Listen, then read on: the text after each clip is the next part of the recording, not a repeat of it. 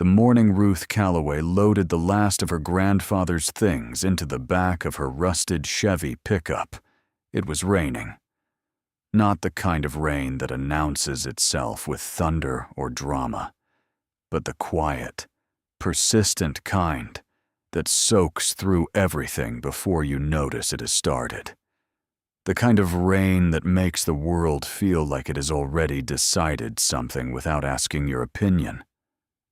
Ruth stood at the open tailgate for a moment, hands braced against the cold metal, looking at what she had taken. 3 cardboard boxes, a wooden crate with a broken slat on one side, and the chest. It sat at the far end of the truck bed, heavy and dark, its olive green paint worn down to the bare metal at the corners.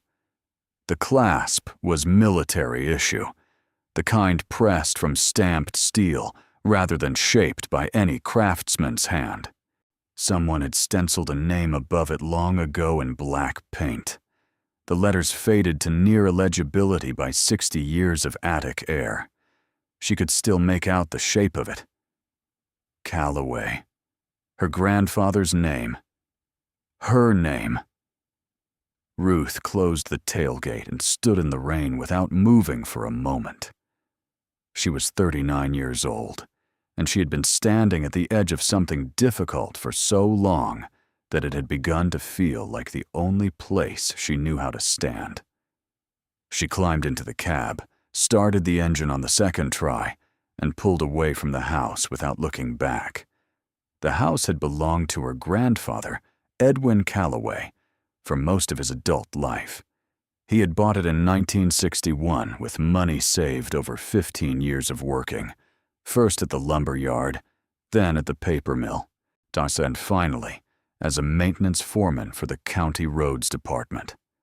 It was a narrow 2-story on a dead-end street in a town that had once had ambitions and then quietly let them go. The clapboard siding had been painted and repainted so many times that the layers had begun to separate at the seams. The porch sagged on the left side. The gutters ran crooked. But Edwin had kept it, and loved it in the way that men of his generation loved things they had earned with difficulty. He lived in it alone for the last 22 years of his life after Ruth's grandmother passed, tending the small garden in the back with methodical devotion, keeping the furnace running through ingenuity rather than expense, and leaving the second-floor rooms mostly undisturbed, filled with the accumulated quiet of a long life.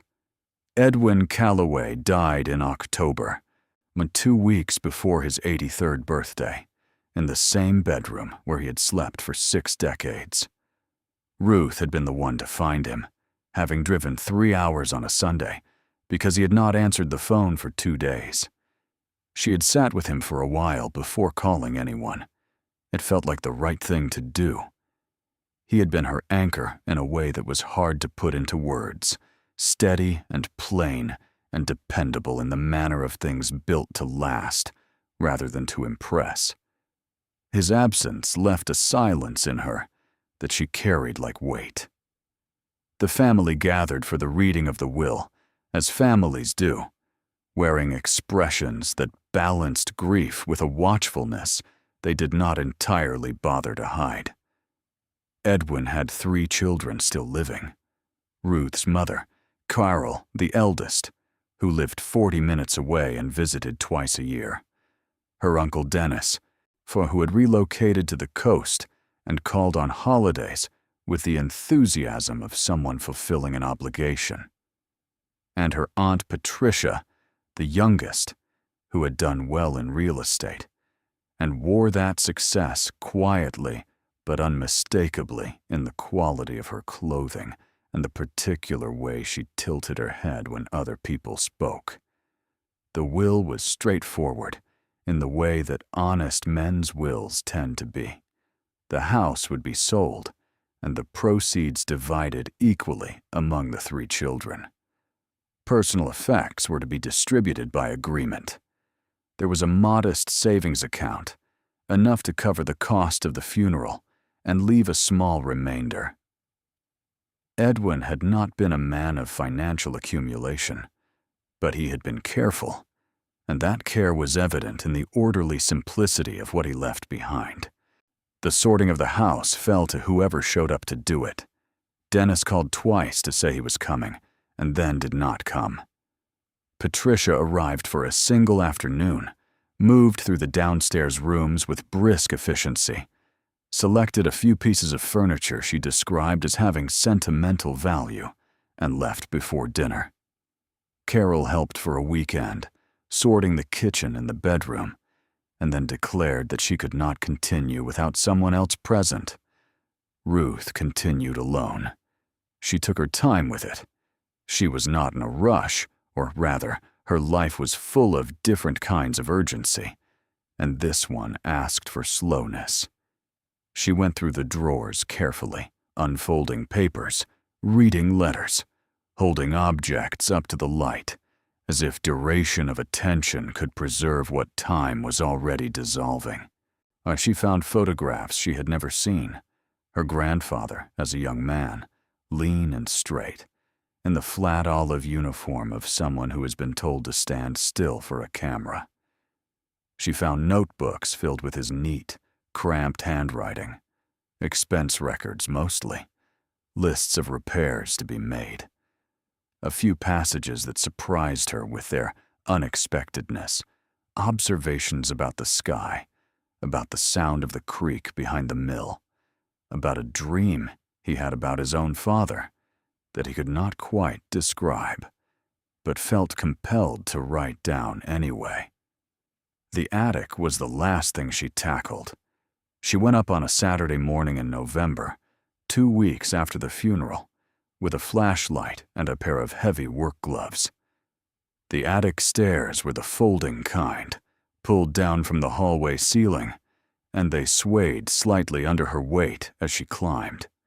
The air at the top was dense with cold, and the particular still smell of places that have been closed for years, a smell compounded of old wood, aged fabric, and something underneath those things that had no name but belonged to accumulated time. Edwin had not thrown much away. Cardboard boxes lined the walls, labeled in his cramped hand with descriptions that ranged from specific to oblique. Tax records, 1968 to 1977. Mother's kitchen things, hardware, unknown. Ruth worked through them methodically over the course of several hours, setting aside anything that might have value, adding the rest to a growing pile near the stairs for donation. Most of it was the sediment of a long, ordinary life. Useful things that had outlasted their usefulness. Objects that had once meant something to someone, and now meant only their own materiality. She almost missed the chest. It was pushed far back against the eave, partially obscured by a collapsed stack of boxes that had slid over it at some point, perhaps years earlier. The boxes had been there long enough that the bottom one had bent slightly under the weight above it, taking on the shape of whatever was behind it. Ruth moved the boxes first, stacking them aside, and then crouched to look at what was behind them. The chest was approximately 3 feet long and 18 inches wide, sitting on a set of rough wooden runners that had been nailed to its base at some point, as if it had once been stored on an uneven surface and someone had wanted it to sit level. The olive green paint was the type used on military equipment during a particular era. She recognized it vaguely from photographs, from movies, from the specific visual language of mid-century American warfare. The steel clasp was heavy and functional, designed for use rather than aesthetics. The corners were reinforced with metal banding that had begun to rust at the edges, leaving dark orange streaks against the faded green. She reached out and touched it. The metal was cold through her gloves, denser feeling than she had expected, as if the chest were made of something heavier than its size suggested. She tried to lift it slightly from the back edge and found that she could not do so with one hand.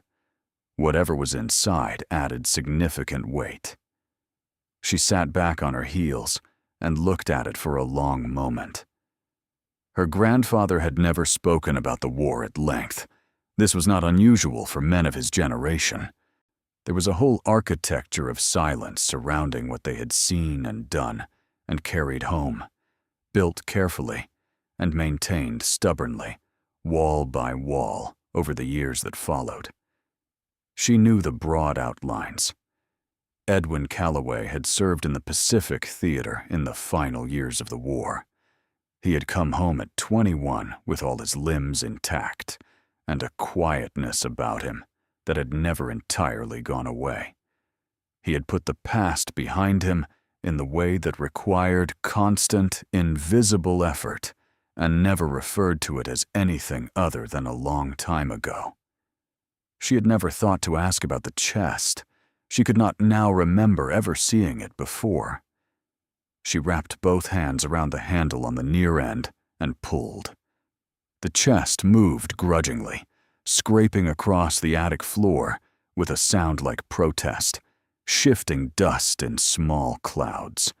She dragged it forward until it was clear of the eaves, and she could see it fully in the better light near the attic stairs. The stenciled name was clearer now. Calloway. E.J. Beneath it, a service number she did not recognize, and below that, a designation she could not read clearly, the paint too worn, the letters uncertain. She sat with it for a while without touching the clasp, just looking at it, aware of something she could not immediately articulate. The chest felt deliberate, like an object that had been placed in that corner with intention rather than simply accumulated there through the natural drift of household storage.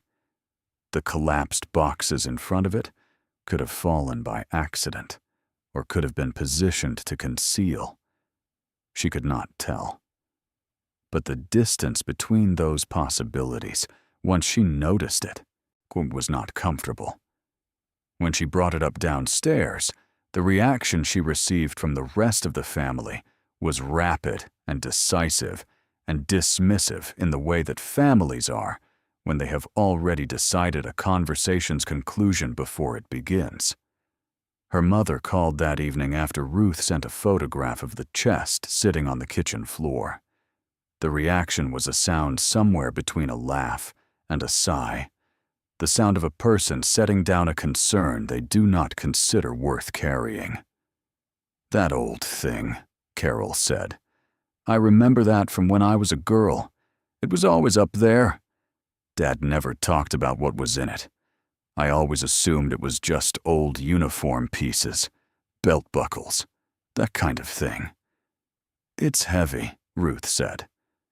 "Old metal is heavy," her mother replied. "You're not going to find anything worth your time in there. Or donate it to the VFW if you can't throw it out. They take that sort of thing." Dennis called the following morning after Carol had evidently passed on the information.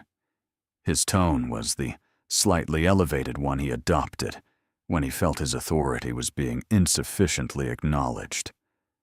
"Don't go wasting time going through a bunch of old military junk," he said. "The house needs to be cleared and listed before the winter gets any deeper.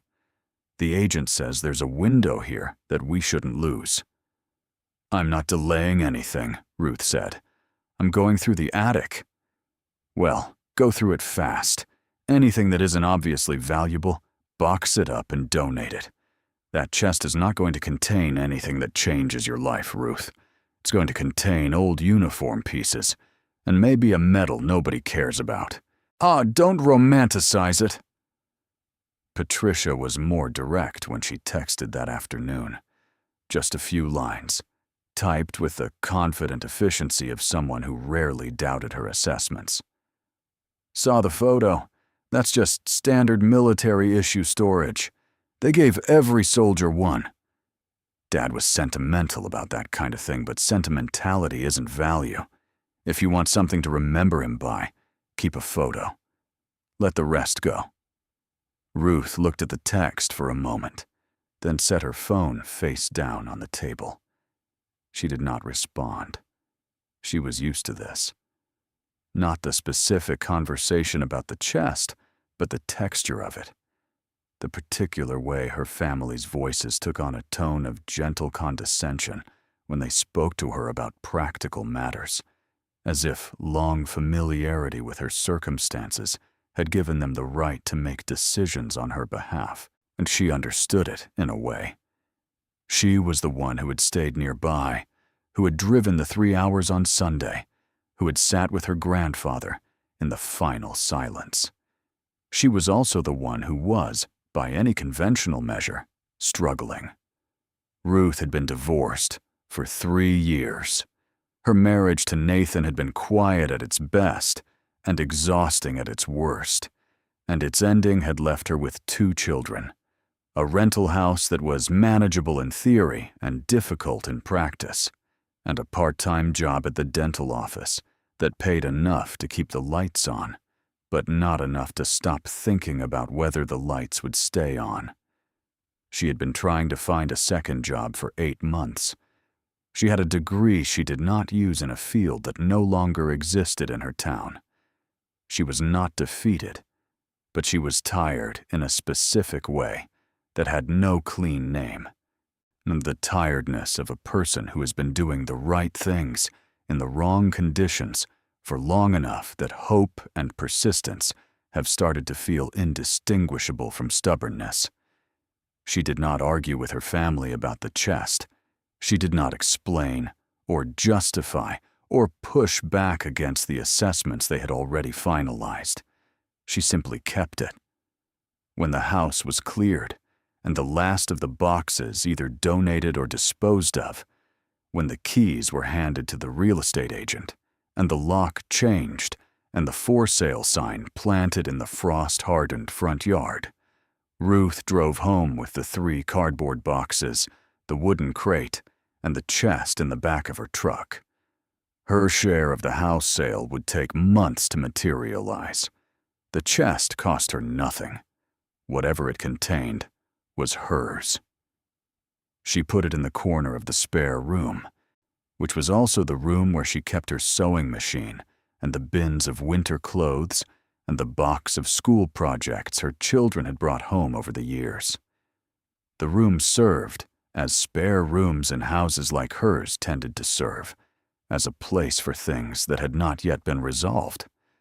The chest fit there comfortably in that sense. It was not yet a decision. She went back to work. She drove her daughter Lily to volleyball practice, and her son Marcus to his Tuesday tutoring session, and cooked dinner, and paid the bills in the order of their urgency, and fell into bed at a time that was later than she should have allowed. This was the rhythm of her life, and it was demanding enough that several weeks passed before she returned to the chest with the kind of attention it had been quietly waiting for. It was a Thursday evening in December. Both children were at their father's for the weekend. The house was quiet, with the specific quality of quiet that only existed when children were absent, not empty so much as spacious, as if the rooms had exhaled. Ruth made tea and sat at the kitchen table for a while, listening to the refrigerator hum and the wind push against the windows. Then she got up and went to the spare room. She turned on the overhead light and stood in front of the chest. In the weeks since she had brought it home, she had become familiar with it in the way you become familiar with an object you pass every day without quite acknowledging. She knew the rust pattern on the left corner. She knew the way the handle on the near end sat slightly crooked, as if it had been bent in transit and never straightened. She knew the weight of the chest, which she had tested a few times by pressing her hand flat against the top, feeling the solidity of whatever was inside distributed across the base. She knelt and examined the clasp. It was a military-issue mechanism, a bar latch with a loop pin, the kind designed to function in wet conditions and under physical stress. The pin itself was corroded, but present, still threaded through the loop, which meant the chest had not been opened in a very long time, possibly decades. She worked the pin slowly, using a pair of pliers to grip what her fingers could not, applying steady pressure without forcing it. The pin moved on the third attempt, just slightly, a rotation of perhaps a quarter turn. Ruth stopped and breathed and tried again. Another quarter turn. The corrosion broke in small orange flakes that fell onto her jeans. The pin resisted and then, without warning, gave way entirely, sliding free of the loop with a faint sound that seemed too small for the moment. She sat back on her heels. The clasp was open. The chest was unlocked for the first time in she did not know how long. She did not open it immediately. The impulse to do so was strong, but underneath it was something else, a hesitation that was not fear, but was adjacent to it. The chest had been sealed. Whoever had sealed it hadn't done so carelessly. The pin had been threaded with intention. This was a closure that was meant to hold. She thought of her grandfather, the quietness he carried, the photographs she had found, the notebooks with their careful private observations. She thought of him at 21, coming home from a Pacific island, whose name she did not know, carrying something in his body that he never fully set down. She thought of the stenciled name on the chest, his name, her name, and the service number beneath it. She opened the chest. The smell reached her first. It was cool and close, the smell of sealed air and aged material, not unpleasant, but deeply unfamiliar, as if she had opened a space that belonged to a different atmosphere. There was a faint metallic undertone, the smell of old steel, and beneath that, something drier, papery, the smell of documents or fabric that had been stored for a very long time in stable conditions. She reached in and turned on the flashlight she had set beside her, directing the beam into the interior. The chest was packed with deliberate order. This was immediately apparent. The contents had not been loaded casually, the way a person dumps belongings into a box when moving quickly or without care. Everything was arranged with precision, each item placed to use the available space without wasting it. Layers were separated by what had once been canvas, now stiff and dark, with age but intact, serving as dividers between different categories of contents.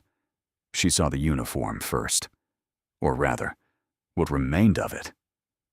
Folded tightly along the left side of the chest, a set of military clothing compacted by decades of pressure, its olive color faded to a greenish gray, its fabric stiff but not rotted.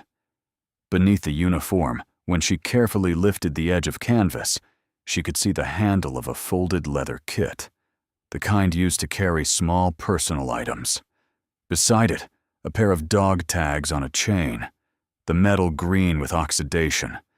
She set these things aside carefully, lifting them as if they were fragile, which in their way they were. Beneath the first layer of canvas, the contents of the chest changed character. She moved the light slowly, not yet touching what she saw, just looking. The way you look at something when you are not quite sure what you are looking at, and you want the understanding to arrive at its own pace. There were bundles. That was the first word that came to her. Bundles, wrapped in what appeared to be oilcloth, the kind of thick, wax-treated fabric that repels moisture, tied with cotton cord that had darkened but not rotted. They were stacked in the chest with the same care that characterized the rest of the packing, each bundle resting against the next in a way that distributed weight and prevented movement. She counted them slowly in the beam of the flashlight. 7 bundles on the visible layer, different sizes, but all sharing the same oilcloth material, the same darkened cord. She reached in and touched the nearest one. It was heavier than she expected. Dense, not hollow. Whatever was inside the oilcloth had substance and weight. She picked it up and held it for a moment, turning it in her hands. The cord had been tied in a method she recognized vaguely, a knot type she could not name. Functional and specific, the kind of knot a person learns when they need their knots to hold under wet conditions. The oilcloth was stiff at the folds, but pliable elsewhere, and beneath her fingers she could feel a slight impression, the edge of something rigid pressing gently against the outer layer. Paper. Or something like paper. Something flat and dense and held together in a stack. She set the bundle down on the floor beside her and looked back into the chest. The second layer of canvas, when she lifted it, revealed more of the same. More bundles, more oilcloth, more carefully tied cord. Beneath those, a third layer, and beneath that, the flat wooden base of the chest itself. She sat with her hands in her lap for a moment. She did not open the bundles that night. She was not sure why, exactly. It was late, and she was tired, and the chest had already given her more than she had known how to carry since she pulled the pin from the clasp. But it was also something else, something harder to name.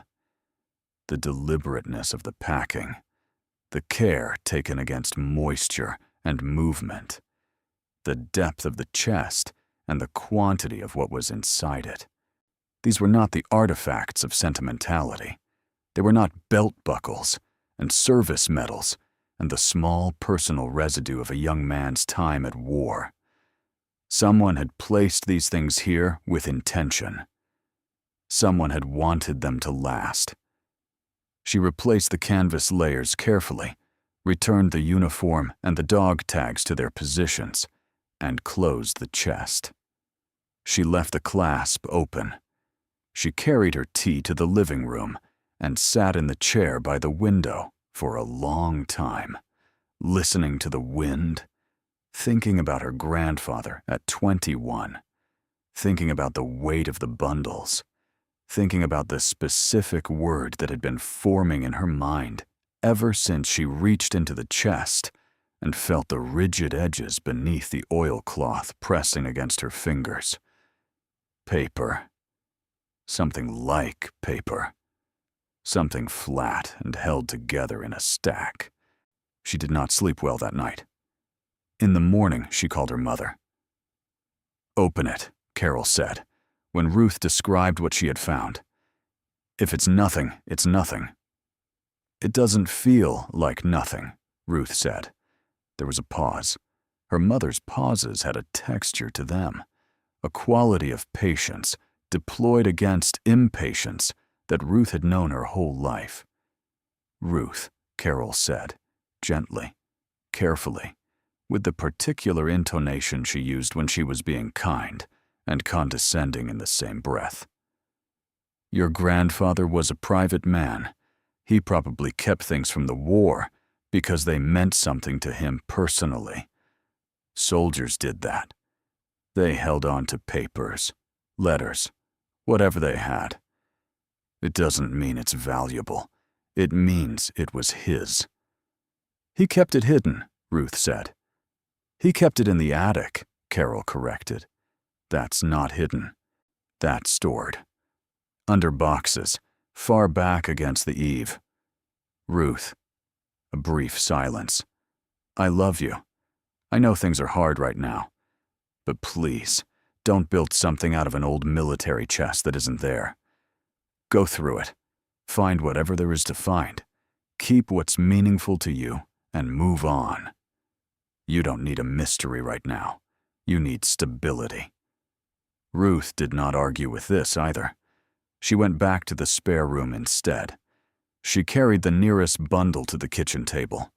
She set it under the overhead light and examined the oilcloth and the knot for a long time before she began to work at the cord. The cotton had stiffened with age, but had not fused, and it gave way slowly, the knot loosening in increments as she worked at it with careful fingers. When the cord was free, she set it aside and began to unfold the oilcloth. The material crinkled with each fold, releasing more of that sealed air smell, cool and papery and ancient. She opened it slowly, spreading the oilcloth flat on the table, revealing what it had held for longer than she had been alive. She looked at what lay in front of her for a long time without speaking, without moving, her hands flat on the table on either side of the opened oilcloth. They were documents, certificates of some kind, printed on a heavy cream stock that had yellowed at the edges, but remained firm and largely undamaged. There were perhaps 20 of them in the bundle, each one roughly the size of a folded letter, each bearing printed text and what appeared to be official seals, complex and formal, pressed into the paper with the heavy hand of institutional authority. There were numbers on each document, large numbers, printed clearly in the formal typography of financial instruments. The language was English, mixed with formal legal phrases she did not immediately recognize. She picked up the top document with careful fingers and brought it closer to the light. The seal at the top was circular and ornate. Inside it, text that she could now read clearly. United States Government.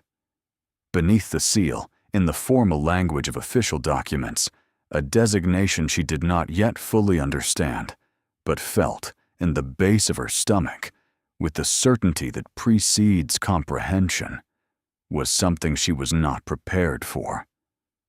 A bond, a government bond, issued in the name of a bearer, redeemable upon presentation at a financial institution of the United States government, or its authorized designates. The denomination was printed clearly at the center of the document, and surrounded by the formal geometry of official paper currency design. $10,000.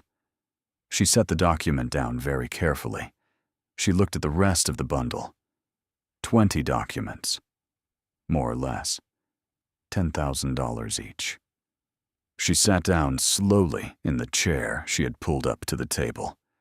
Her hands were steady, but her breathing had changed, shallowed and quickened in the way breathing does when the body understands something before the mind has finished the calculation.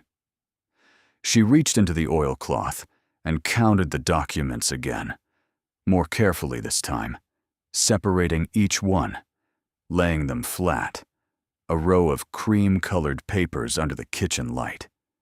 23 documents, each bearing the seal of the United States government, each designating a denomination of $10,000. She left them on the table and went back to the spare room. She carried the second bundle to the kitchen. She opened it with the same care, the same slow work at the cord, the same unfolding of stiff oilcloth.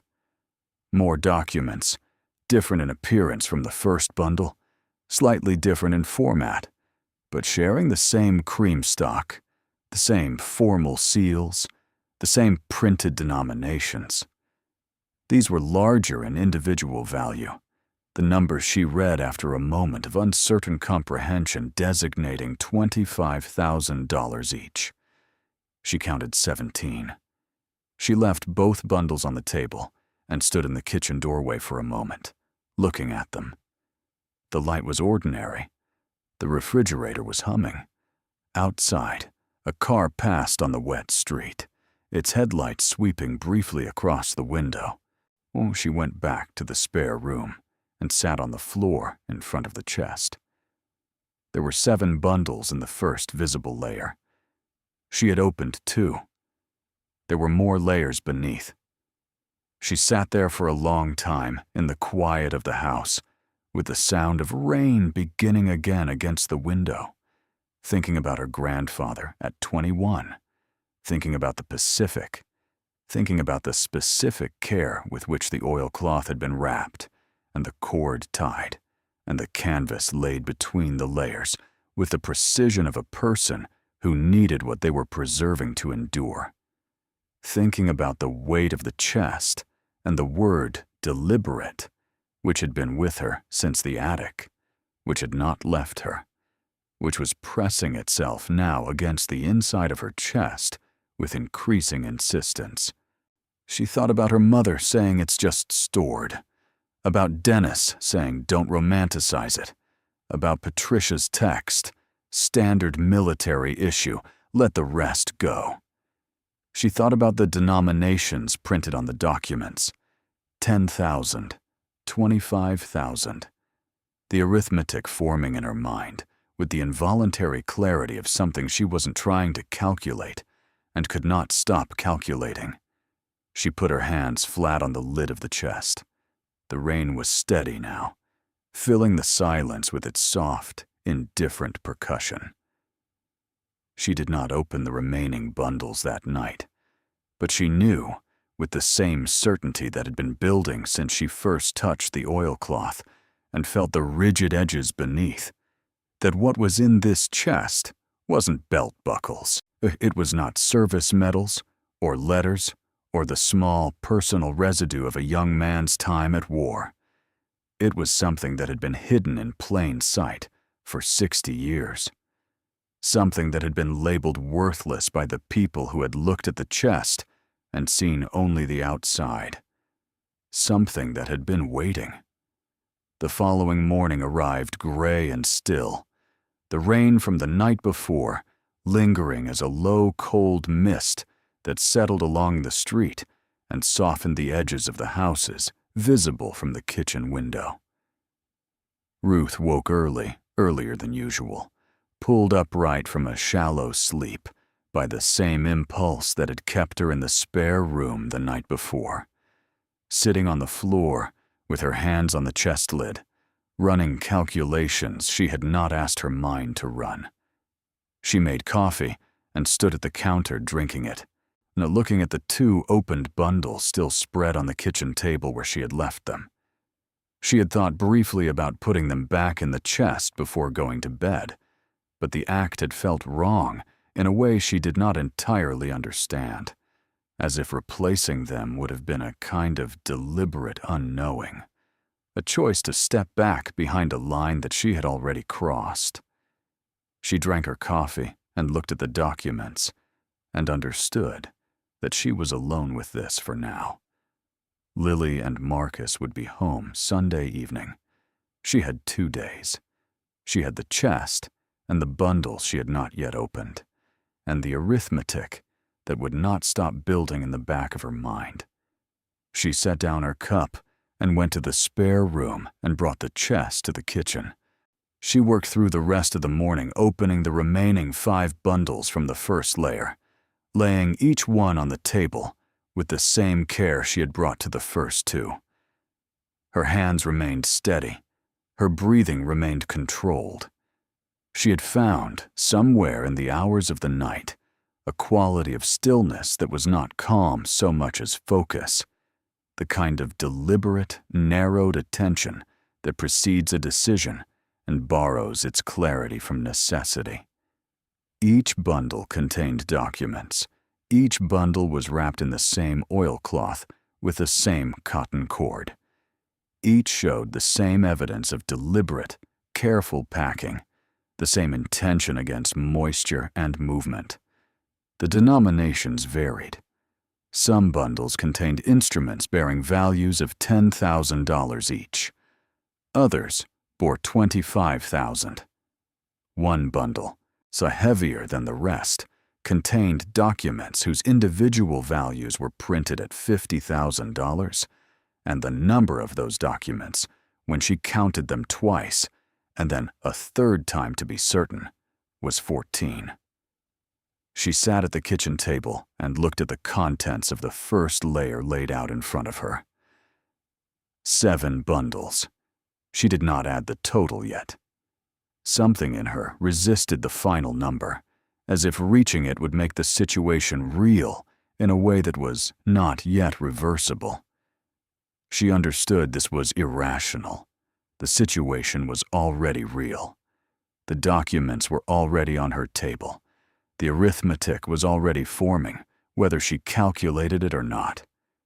She lifted the first layer of canvas from the chest and found the second layer beneath. More bundles. 8 this time, arranged with the same care, the same oilcloth, the same darkened cord. Beneath those, when she lifted the second canvas, the third layer held 6 more bundles, and something else, something she had not seen in the other layers, set to one side against the inner wall of the chest, wrapped not in oilcloth, but in a piece of canvas folded tightly and held closed by a rubber band that had perished with age, breaking apart when she touched it. She unwrapped the canvas carefully. Inside was an envelope. Plain, government issue, the kind used for official correspondence in the middle years of the last century. The flap had been sealed with wax rather than adhesive, a small pool of dark red, pressed flat, with what appeared to have been a finger. No insignia, just the closure of pressure. The wax had hardened and cracked slightly at the edges over the decades, but it held its basic seal. When she turned the envelope over, on the front, in handwriting she recognized the cramped, neat script of her grandfather's hand. A single line.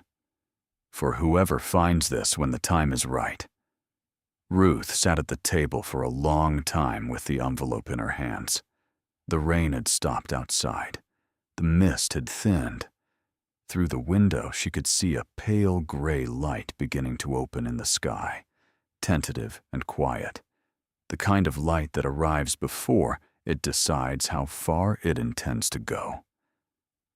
She set the envelope down. She would open it last. That felt right, in the way that the rest of this felt right, operating on an instinct she could not justify but didn't question. She went back to the chest and opened the remaining bundles from the second and third layers. By noon, the kitchen table held 21 bundles, each opened, to each spread in the pale winter light. The documents covered the surface in a broad, quiet testimony of cream and ink and official seals, a language she was still learning to read, but whose outlines were becoming unmistakably clear. She did the arithmetic finally, sitting in the chair with a piece of paper and a pen, moving through the count slowly, and then again quickly, and then once more with deliberate care, because the number was large enough that she did not trust herself to hold it steady. When she reached the end of the third count and arrived at the same figure each time, she set the pen down. She sat in the kitchen of her rental house, in a town that had once had ambitions, and quietly let them go, with 2 children who would be home on Sunday, with a part-time job that kept the lights on, but not comfortably, with the arithmetic of a life lived at the edge of what was manageable, written somewhere in her body, like a language learned young and never forgotten. She sat in that kitchen and looked at the number on the piece of paper. Outside, the pale winter light had opened further. Somewhere down the street, a neighbor's dog barked twice and was quiet. The refrigerator hummed. Ruth Calloway looked at the number on the paper and did not move for a very long time. She was not yet sure what it meant. She was not yet sure what came next. But she knew, with the same certainty that had been building since the attic, since the chest, since the first oilcloth bundle opened under the kitchen light, that what her family had called worthless wasn't worthless. it had never been worthless. And the person who had known that, one who had packed it with such care and intention and deliberate preservation, who had written for whoever finds this, when the time is right in his cramped, honest hand, had understood something about the future that she was only now beginning to see. She picked up the envelope. She turned it over in her hands once. She set it down again, carefully. Not yet. There were more steps before the letter. There were things she needed to understand before she was ready to receive what he had written. She picked up her phone. She did not call her mother. She did not call Dennis or Patricia. She sat for a moment with the phone in her hand, thinking about who she trusted and what kind of trust she needed. And then she scrolled to the name she had been thinking about since the night before. Helen Marsh had been Ruth's closest friend since high school.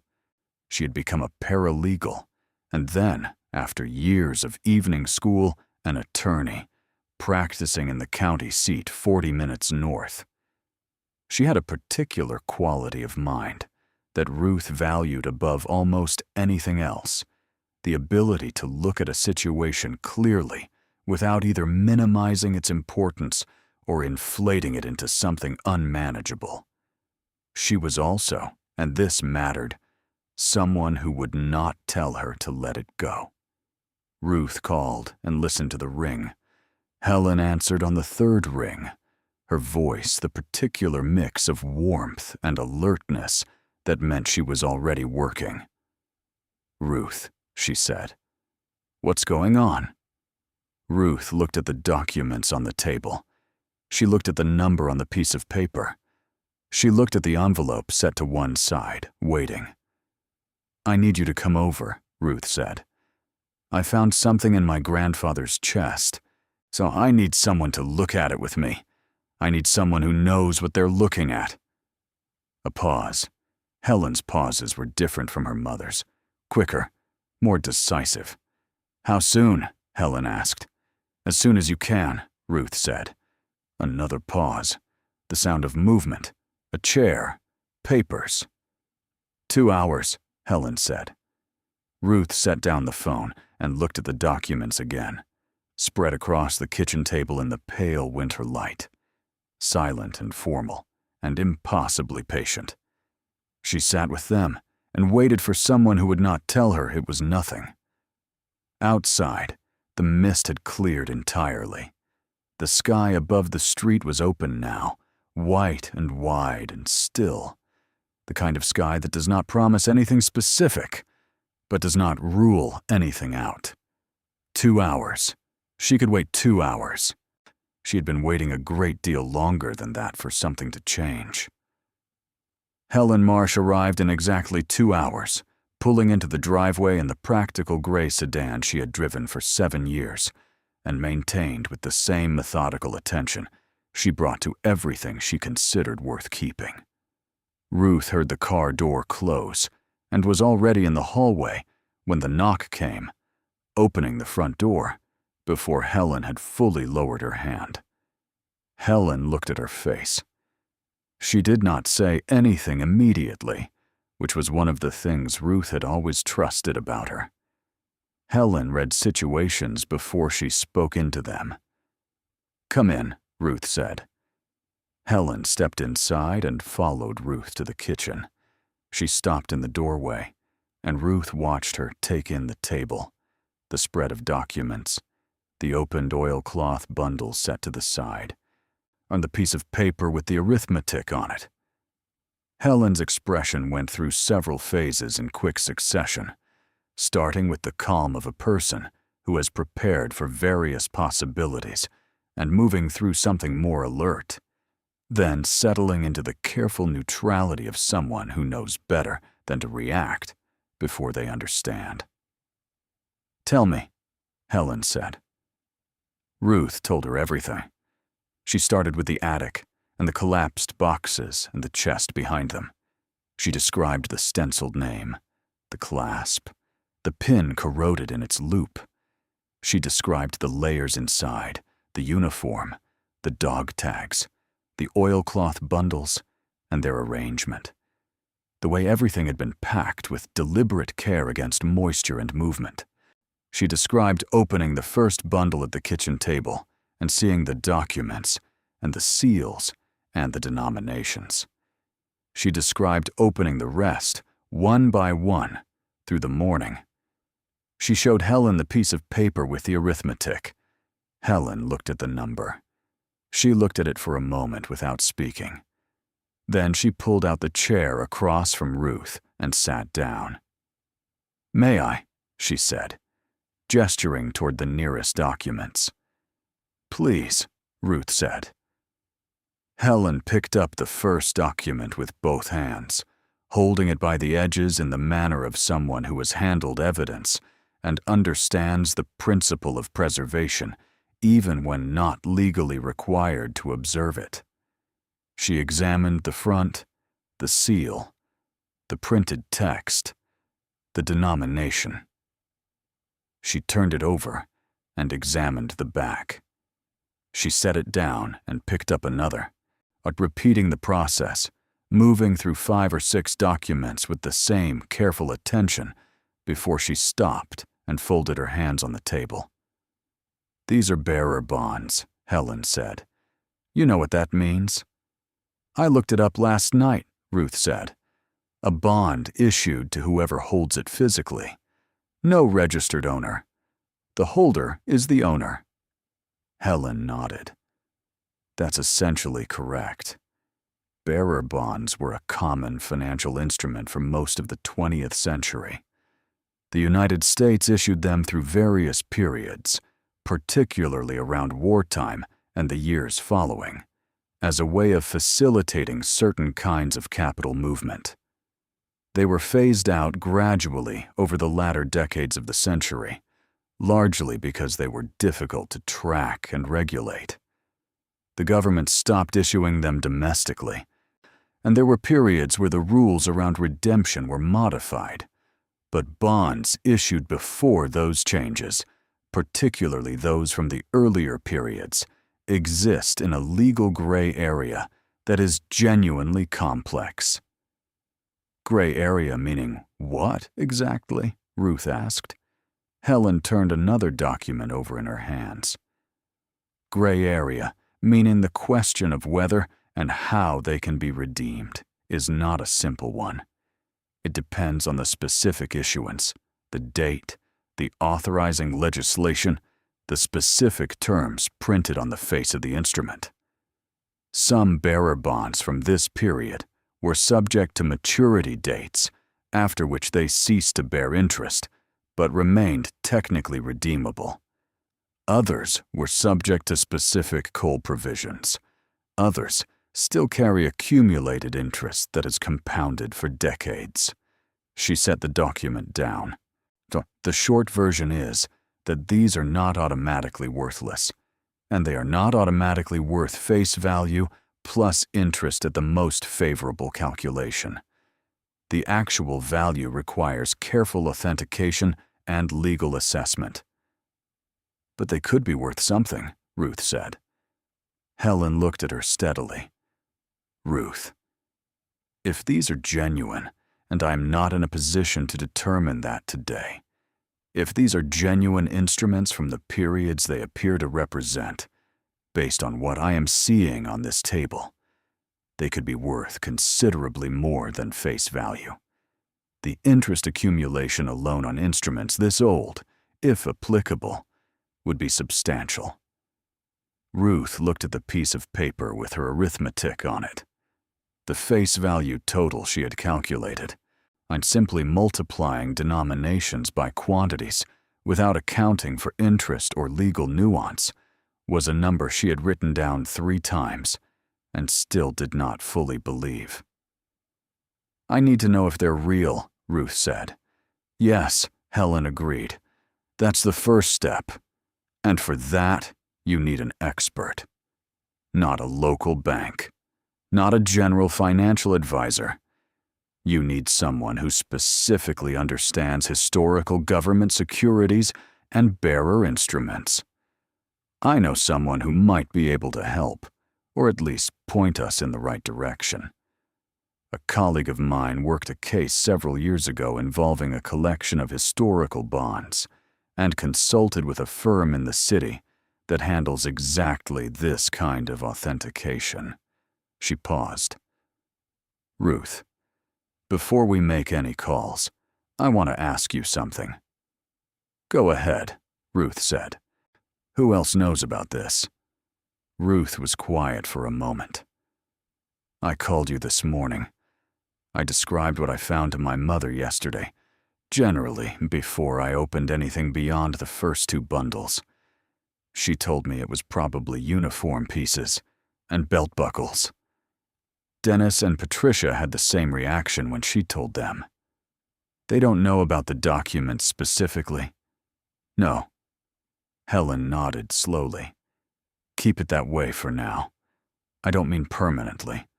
I mean until we know what we're dealing with. Telling your family before authentication creates complications that are easier to avoid than to manage afterward. Ruth understood what Helen was not saying directly. She had thought it herself in the small hours of the night. The family had been quick and certain in their assessment of the chest's worthlessness.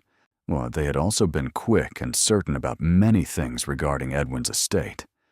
If the chest contained what the documents suggested it might contain, the conversation about its contents would become, inevitably, a conversation about who had claim to them. That conversation would be easier to have from a position of verified fact. All right, Ruth said. Helen took out her phone and began to search. Ruth made more coffee. The kitchen was quiet in the way it got when both children were away. That spacious, exhaled quality. Outside the window, the pale winter sky had brightened slightly, without committing to anything like sunshine. I'm going to call David Ferris, Helen said. He's the colleague I mentioned. He's practicing in securities law now, and he has specific experience with historical instruments. I won't give him details. I'll just ask if he can recommend someone for authentication. She looked up. Is that all right with you? Yes, Ruth said. Helen made the call. Ruth listened to her half of it, the measured professional tone, the careful language that communicated urgency without revealing substance. The call lasted 4 minutes. Helen set down the phone. David is sending me the name and contact information for a firm called Whitmore & Associates. They're based about 90 minutes from here. They specialize in historical financial instruments, authentication, valuation, and legal compliance for exactly this category of asset. David says they're reputable. He's used them twice and was satisfied with their work. Helen looked at the table again. He also said, and I want to pass this on to you directly, that if we have what he would consider a significant quantity of pre-regulatory bearer bonds with documentation intact, we should move carefully and with proper legal representation from the beginning. Not because anything you're doing is wrong, because the process of establishing legitimate ownership and redemption pathway for instruments like these can attract attention, and it is better to have the process handled correctly from the start than to repair it afterward. Ruth absorbed this. You mean there could be people who try to challenge the ownership? I mean, there could be institutions, legal entities, or individuals who have various claims or interests. Bearer bonds, by their nature, exist outside the normal registry of ownership, but that doesn't mean the history surrounding them is uncomplicated. The authentication process will establish provenance, meaning the history of how these came to be where they are. That provenance matters. Helen paused. Your grandfather's military service, his name stenciled on the chest, the envelope you described, all of that is potentially important documentation. Don't lose any of it. Don't discard anything from inside that chest. Everything is material. Ruth thought of the envelope. For whoever finds this when the time is right. Still sealed on the corner of the table, patient and unrevealing. "There's a letter," she said. "He left a letter inside the chest, sealed with wax, in his handwriting." Helen was quiet for a moment. "Have you opened it?" "No," Ruth said. Another pause. "I'd recommend opening it in the presence of a witness before the authentication meeting. It could contain information directly relevant to provenance. If it does, having that documented from the moment of opening protects its evidentiary value." She met Ruth's eyes. "I can be that witness if you want." Ruth looked at the envelope. She had been waiting to open it, holding it back for a reason she understood now more clearly than she had the night before. She had wanted to be ready. She was not sure she was ready. Yet. But she understood that ready might be something she approached rather than arrived at. "Not yet," she said. "Let me call Whitmore first. Let me understand what we're dealing with. Then the letter." Helen nodded. "That's your call." Ruth called Whitmore and Associates the next morning. She spoke to a woman named Claire, who handled initial inquiries with a professional warmth that suggested she had taken many calls from people in possession of things they didn't yet understand. Ruth described the situation in careful terms, following the guidance Helen had given her the night before.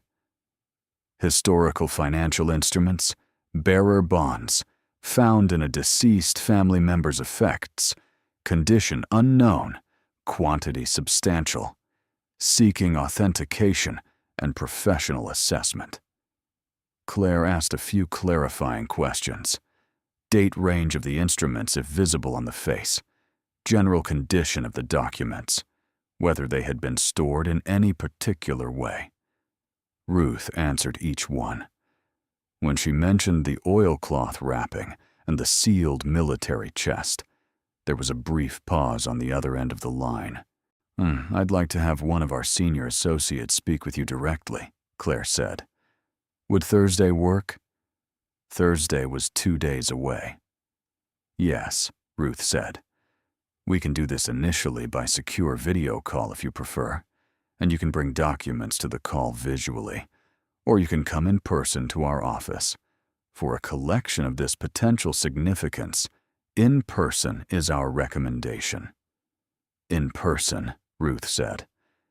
She drove 90 minutes through a landscape of bare winter fields and small frozen towns, following the navigation on her phone to a building in a mid-sized city that sat on a quiet professional street behind a parking lot with 3 other cars.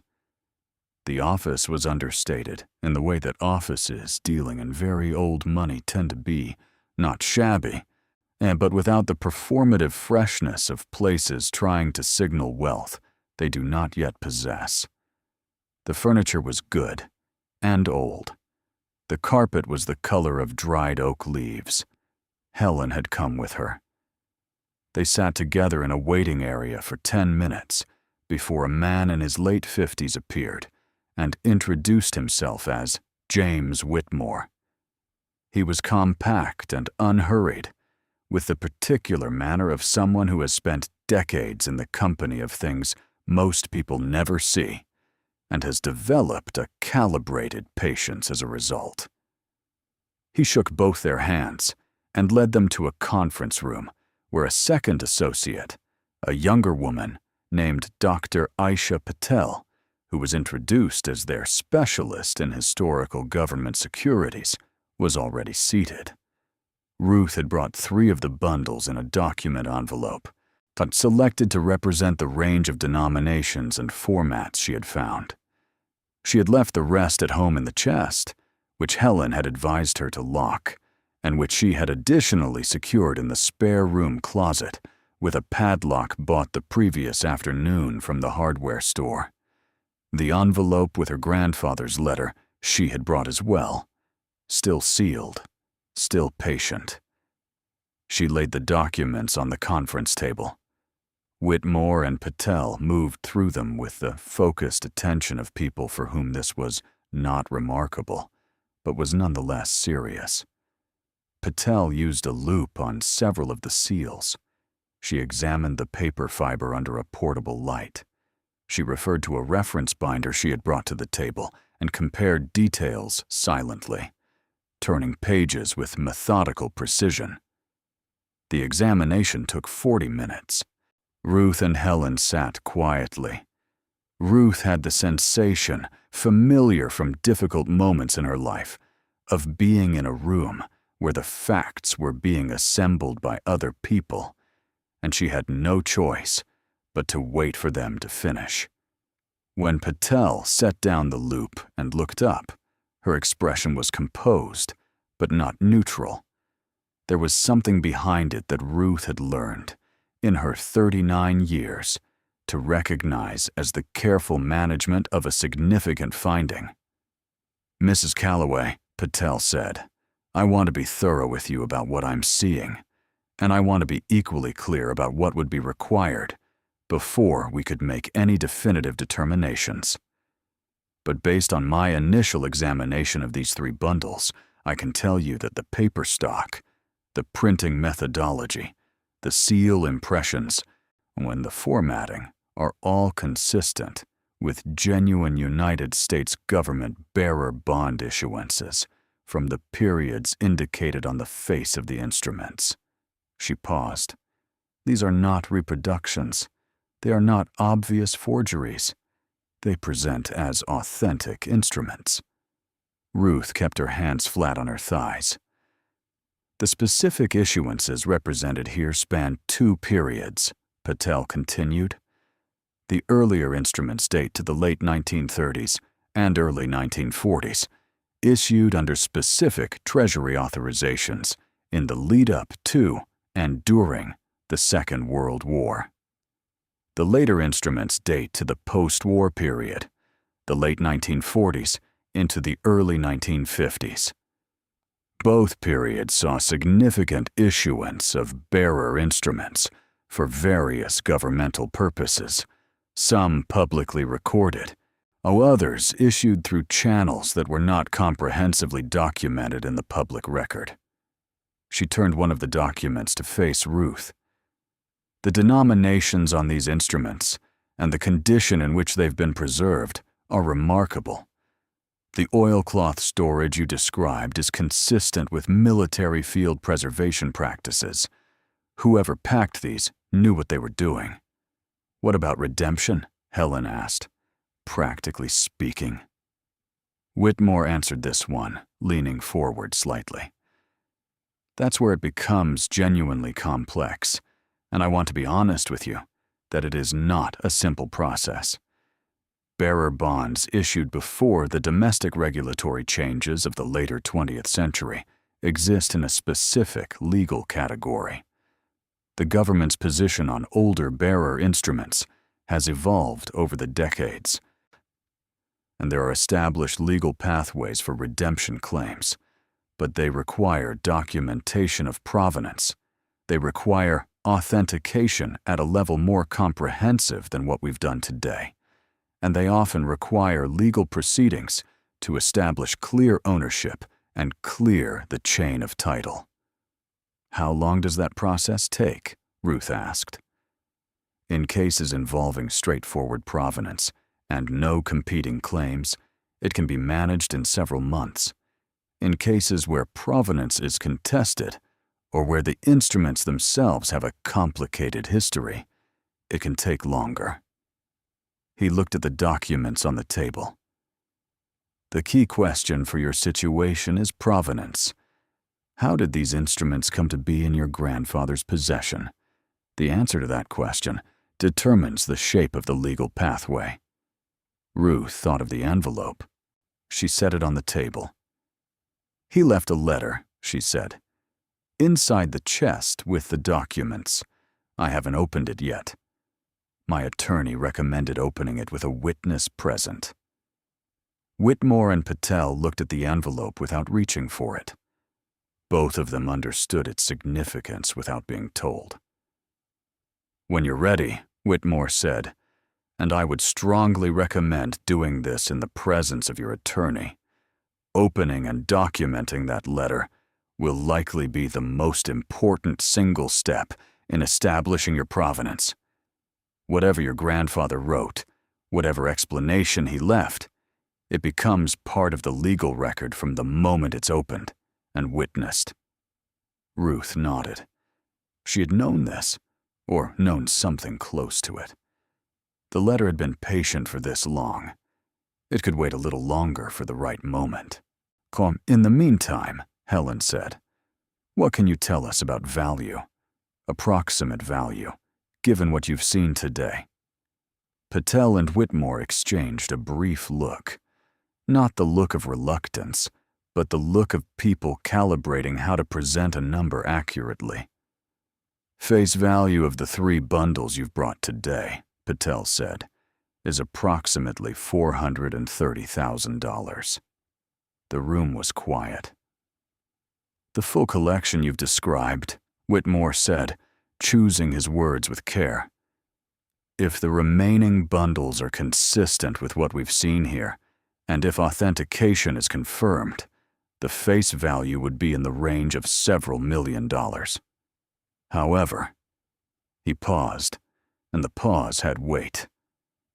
"Bearer bonds issued before the regulatory changes accumulated interest at their stated rates for as long as they remained outstanding, or for instruments that have been sitting unredeemed for 70 to 80 years. The accumulated interest is not a minor addition to face value. It is a substantial multiple of it." Ruth looked at him. "In cases we have handled involving comparable instruments from comparable periods," Patel said, "the total redeemable value, face plus accumulated interest, has reached figures in the range of 30 to 40 times the original face value for the oldest instruments." Ruth did not say anything. She could feel Helen beside her, equally still. "I want to be cautious," Whitmore said, "because the full collection has not been examined, because the redemption pathway has not been established, and because there are legal complexities that can affect the final realized value. But if you are asking for a preliminary range, based on what you've described and what we've seen today, the total collection, properly authenticated and legally redeemed, could represent a value in the range of $200 to $300 million. The number sat in the room like a physical presence. Ruth looked at the documents on the table. She looked at the pale winter light coming through the window of the conference room. She thought of the kitchen table in the rental house, the pieces of paper spread across it, the arithmetic she had done 3 times and still not entirely believed.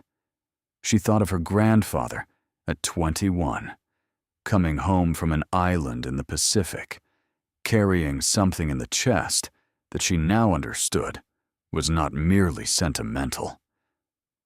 She thought of him packing the oilcloth bundles with careful hands, wrapping each one against moisture and movement, laying the canvas between the layers, pressing the flap of an envelope, closed with a pool of wax and the press of his finger. For whoever finds this when the time is right. She thought about 60 years of attic silence. She thought about the collapsed boxes in front of the chest, which may or may not have been accidental. She thought about a man who had lived carefully and quietly and without extravagance in a house on a dead-end street, who had tended his garden and mended his elbows and maintained his furnace through ingenuity rather than expense, who had lived the entire visible length of his life as if the thing in the attic didn't exist. She wondered if he had been afraid. She wondered if he had been waiting.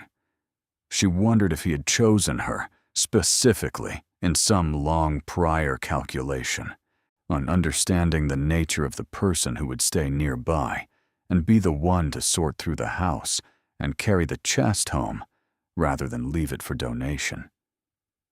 She did not ask these questions aloud. She sat in the quiet conference room with Helen beside her and Whitmore and Patel across from her, and felt the weight of the number settle into her bones. Not yet fully real, not yet fully hers, but present, undeniable, irrevocably present. "What do we do next?" Helen asked. What they did next was methodical and careful, and slower than Ruth's nervous system wanted it to be. She understood, intellectually, that speed was the enemy here, that every step taken hastily would create a complication that deliberateness could have avoided. But understanding something intellectually and living inside it were different things, and the days following the meeting at Whitmore were marked by a particular strain of patience that felt almost physically demanding. She did not tell her family. She went back to work at the dental office on Monday. She drove Lily to volleyball and Marcus to tutoring and cooked dinner and paid the bills in their order of urgency. The chest sat in the closet of the spare room behind a padlock, whose key she wore on a cord around her neck, which she had not told anyone. The envelope sat on top of the chest, still sealed, waiting. Whitmore sent a formal engagement letter. Helen reviewed it, made 2 small amendments, and Ruth signed. The authentication process would begin with the full collection once Ruth brought it to the firm, which was scheduled for the following Wednesday. In the meantime, so Whitmore had consulted with a colleague in Washington who specialized in Treasury securities law and had reported back that the specific issuances represented by the 3 bundles Ruth had brought to the initial meeting were recognized categories of instrument for which there were established, if rarely used, redemption procedures. The pathway existed. It was narrow and it required documentation, but it was there. Helen connected Ruth with a tax attorney as well, a man named Gerald Park, who had an office in the county seat and specialized in unusual asset situations. His initial conversation with Ruth was cautious, but not discouraging. There were legal frameworks for exactly this type of discovery. There were tax implications that needed to be understood before the first formal claim was filed. Then there were decisions about how the redemption would be structured that would affect the net outcome significantly. He would need to be involved before any formal steps were taken. Ruth absorbed all of this with the focused calm she had found somewhere in the hours after first opening the chest. The quiet that comes when a person understands that the size of a situation demands a quality of attention beyond what ordinary life usually requires. She opened the letter on a Wednesday evening, 10 days after first bringing the chest home. Helen was present, as she had been for the initial opening. Gerald Park was on a video call, camera on, watching quietly from his office. The act was documented on Helen's phone, which sat propped against the fruit bowl on the kitchen table, recording. Ruth broke the wax seal with careful fingers. The flap of the envelope lifted with a faint crackling sound, the adhesion of decades releasing. Inside was a single folded sheet of paper, the same heavy cream stock as the documents, covered on both sides with her grandfather's handwriting. She unfolded it and smoothed it flat on the table. She read it silently once before she read it aloud. The letter began without salutation, as if Edwin Calloway had understood that the person reading it would not need to be addressed by name, because the act of finding it would have already told them everything about who they were. I do not know when you are reading this, or what the world looks like from where you are standing. I hope things are better for you than they were for the years when I decided to write this down. I hope that if you are someone I loved, the fact that I am gone has had time to become bearable. I am going to explain what is in this chest and why it is there. And I am going to tell you the truth, even though there are parts of the truth that do not make me proud. I was in the Pacific in 1945 with the 77th Infantry Division. We were on Okinawa in the spring of that year, and then we moved. I will not go into the details of what that time was. Suffice to say that by the summer, I had seen enough, that I was a different kind of person than the one who had left home, and I understood that the difference was permanent. In August, after the surrender, our unit was assigned to administrative and logistical support in the movement of personnel and materials through the island chain. It was not combat work. It was the work of cleaning up what war leaves behind, which is a great deal. What I found was in a bunker on a small island, whose name I am not going to write here. The bunker was scheduled for demolition as part of the clearance operation. My unit was assigned to verify that it was empty before the demolition crew went in. It was not empty. The bunker contained materials that had been transported there during the war by elements of our own government, acting under emergency wartime provisions. I did not understand fully what I was looking at. I had no background in finance or law, but there were men in my unit who had worked in banking before the war, and when I showed them what was there, they explained enough for me to understand that what I had found was significant. The official record of the clearance listed the bunker as empty. I've thought about that fact for 60 years, and I've never found a way to make peace with it entirely. What I can tell you is that in the context of what I had witnessed in the preceding months, what I had seen done, and what I had been ordered to participate in, the idea of returning something to a government and a machinery that I had watched behave with tremendous violence toward human life did not feel like a moral imperative. I was 21 years old. I had been at war for 2 years. I made a decision that I have never fully defended and never fully regretted. I brought the chest home. I have kept it. I have not used what is inside it. I want to be clear about that. I never touched it. I put it away, and I left it alone, because I did not know what else to do with it, and I was afraid of what would happen if I tried to use it. The fear kept me honest in a way that thinking about right and wrong never quite managed to do.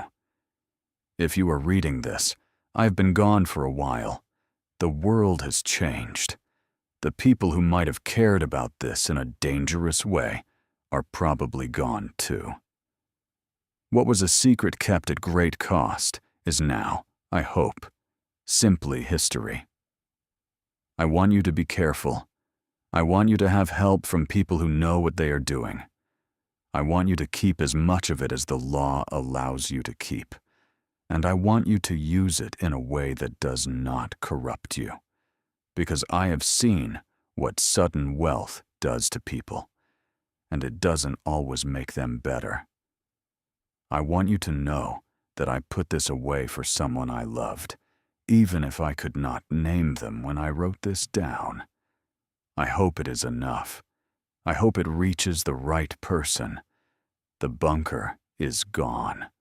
The island has changed hands. The war is 100 years ago by the time you read this, or close enough. Be good. Be careful. Be better than I managed to be. Edwin. Ruth set the letter down on the table. The kitchen was very quiet. Helen sat across from her, eyes bright with a controlled emotion that she did not bother entirely to suppress. On the phone screen, Gerald Park was still, his expression composed and careful and professional over something that was clearly affecting him. Ruth looked at the letter for a moment, her grandfather's handwriting clear and cramped and entirely his. She thought of him in that bunker in 1945, 21 years old, carrying something he did not fully understand out of a place that was about to be demolished, for making a decision with the incomplete moral equipment of a young man who had already seen too much. She thought of him carrying that decision home, carrying it through 60 years of an ordinary, careful, unglamorous life, carrying it in silence, all the way to the last sentence he ever wrote. She did not cry. She felt the impulse, felt it rise, and then settle into something quieter, a long breath that carried weight without breaking. She had time to grieve later.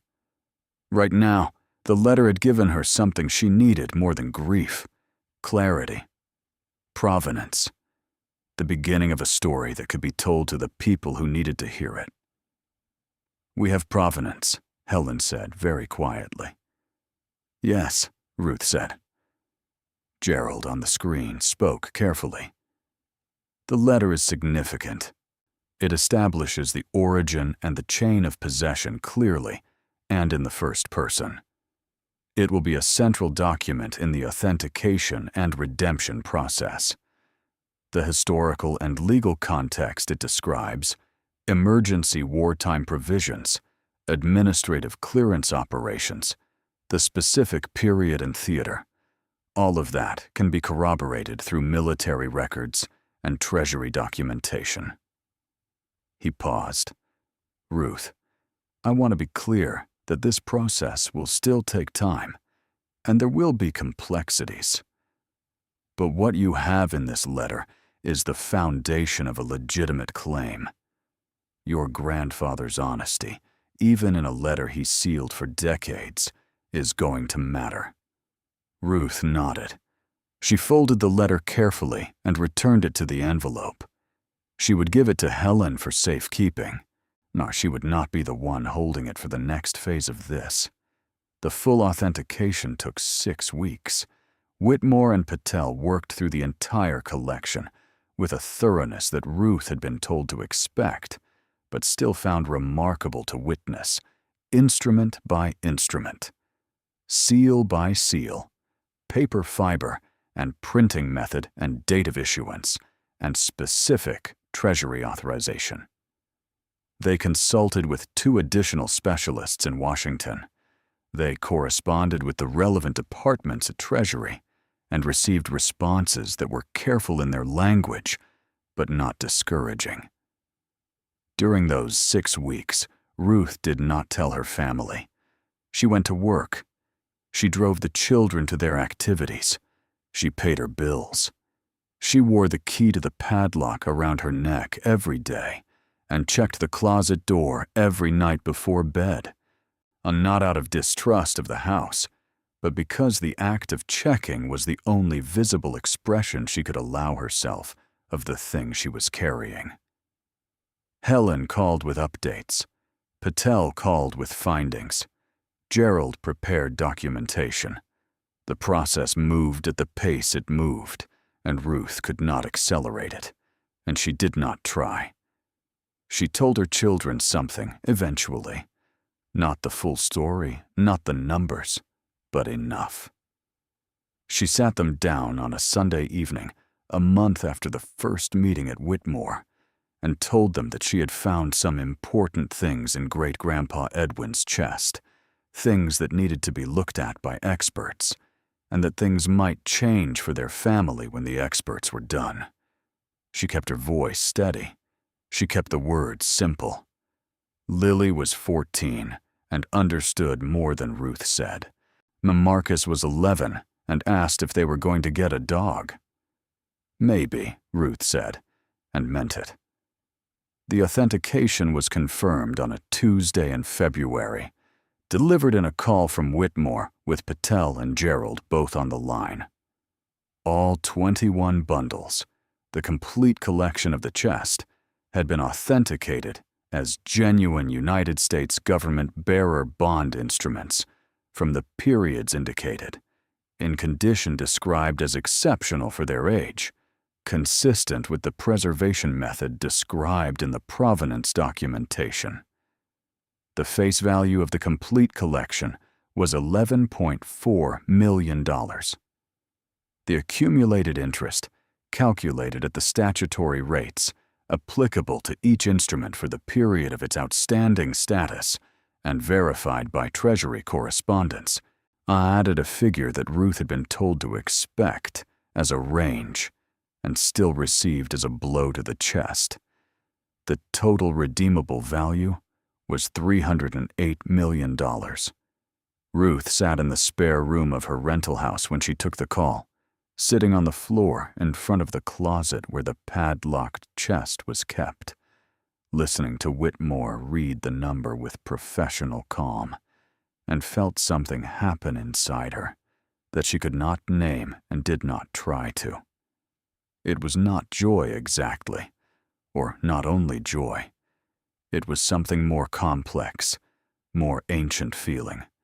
The feeling of a weight shifting that has been present so long you had stopped recognizing it as weight. $308 million. 60 years in an attic. 60 years of oilcloth and cotton cord and military steel and her grandfather's careful hands and his choice and his silence and his letter. For whoever finds this when the time is right. She pressed her hand flat against the closet door. The padlock was cold and solid through the wood. "Ruth," Whitmore's voice, patient on the phone. "Are you with us?" "Yes," she said. "I'm here." She told her family the following Saturday. She had thought about how to do this for a long time. She had imagined several different versions of the conversation, different settings, different orders of information, different tones. In the end, she decided that the version requiring the least management of other people's reactions was the most honest version, and that honesty was owed. So regardless of what had been said about belt buckles and military junk and letting it go, she called a family meeting, phrasing it in a way that left no room for the usual negotiations about schedules and convenience. She said she had found something important in Edwin's effects and needed to speak with everyone together. She gave a date and a time, and she did not make it a request. They arrived at her house within 20 minutes of each other. Carol first, arriving with the particular expression of a parent who is concerned but managing it. Dennis next, in a car too new for the driveway, his expression carrying the mild impatience of a man who has made time he does not feel he should have had to make. Patricia last, stepping out of her car in a coat Ruth recognized as expensive, and her face organized in the careful neutrality she wore when she had not yet decided what a situation required of her. Helen was present. Gerald was present by phone. Ruth had asked for this, and neither her mother nor Dennis nor Patricia had been told in advance that anyone else would be there. They sat in the living room. Ruth remained standing. She had the documents from Whitmore laid out on the coffee table. She had the letter in a sealed sleeve that Helen had prepared for it. She had the chest, which she had brought out of the spare room that morning and set against the wall where everyone could see it. She told them the story from the beginning. The attic, the collapsed boxes, the chest behind them, the clasp and the pin and the oilcloth bundles, and the denominations she had read in the kitchen under the overhead light. She described calling Helen. She described the meeting at Whitmore. She described the authentication and the provenance process and the letter and what her grandfather had written in it. She held nothing back. She did not modulate for effect. When she was finished, she let the silence sit for a moment. Dennis spoke first. His voice was not what she had expected. It was quieter than his usual register, stripped of the particular authority it usually carried. "How much?" he said. $308 million, Ruth said. No one spoke. The refrigerator hummed from the kitchen. Outside, a car passed on the street. Carol's hand went to her mouth. Her eyes filled, and Ruth recognized the expression. It was the same expression her mother had worn at Edwin's funeral, and the expression of a person encountering the full scale of something for the first time when they had believed they already knew its shape. Patricia was very still. Her expression had moved out of careful neutrality into something less managed, something closer to the surface. Dennis sat forward in his chair. "Ruth," he said, and stopped. He started again. "The chest. I told you it was just uniform pieces." He said the words carefully, as if testing them. "You did," Ruth said. She kept her voice level. There was no heat in it, no edge. She was stating a fact, the way you state any fact, because it was true, and because the record deserved to be clear. "I didn't know," Dennis said. "None of us knew," Carol said, her voice unsteady. "No," Ruth said. "We didn't. But some of us kept it, and opened it, and went through the work of finding out what it was. And some of us said to let it go." Another silence. Patricia looked at the chest against the wall. She looked at the documents on the coffee table. She looked at Helen, who had not spoken, who was sitting with the composure of someone whose job it is to witness rather than participate. Then she looked at Ruth. "You did this alone," Patricia said. Not a question. "Helen helped," Ruth said, "and the professionals she connected me with. But yes, mostly alone." Patricia nodded. Something moved through her expression that Ruth could not entirely read, and did not try to. Whatever conversation Patricia was having with herself was her own business. "What happens now?" Carol asked. "With the money?" "With all of it." "The redemption process is underway," Ruth said. "Gerald will walk you through the legal structure if you want to understand the details. The short version is that the chest and everything in it was Edwin's personal property, specifically excluded from the general estate distribution by the provenance documentation and the letter. Under the terms of his will, personal effects were to be distributed by agreement." She paused. "I'm not here to take everything. That's not what this is. But I want you to understand that the person who found this, who kept it, when everyone said to let it go, who did the work of finding out what it was, is going to have that acknowledged." Another silence. Dennis looked at the chest.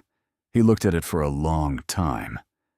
Ruth watched him doing it, and watched the quality of his attention shift from the alertness of calculation to something slower, something that might have been recognition. "Dad always said there was more to him than any of us knew," Dennis said. His voice was different now, quieter. "He'd say it sometimes when he'd had a drink. I always thought it was just old man mystery." "It wasn't," Ruth said. Carol pressed her hand to her mouth again, and this time the tears came. Ruth sat down beside her mother and put a hand on her back and let her cry without trying to stop it. The room was quiet around them. Gerald on the phone said nothing. Helen said nothing. Dennis looked at the chest. Patricia looked at her hands. Outside, the February light was thin and flat and cold, so lying over the street and the houses and the bare trees with the particular quality of winter light that makes everything look temporary, as if the world is withholding itself until something warmer and more generous arrives. It was, Ruth thought, exactly the kind of light that preceded change. She sat with her mother's tears and her uncle's silence and her aunt's stillness, and felt the weight that had been with her for 39 years, the specific tiredness of a person doing the right things in the wrong conditions, beginning at last to lift. Not gone yet, but lifting. The chest sat against the wall, its olive green worn down to the bare metal at the corners, the stenciled name still visible in the lamplight. Calloway. Hers. The redemption process did not happen all at once. This was something Ruth had been told from the beginning, by Whitmore, by Gerald, by Helen, each of them using different words to convey the same essential truth. A sum of this nature, recovered through a legal pathway this specific, required a sequence of steps that could not be compressed without creating complications more costly than the time they would have saved. Ruth had accepted this intellectually in February. She spent the following months learning to accept it in her body. The formal redemption claim was filed in March.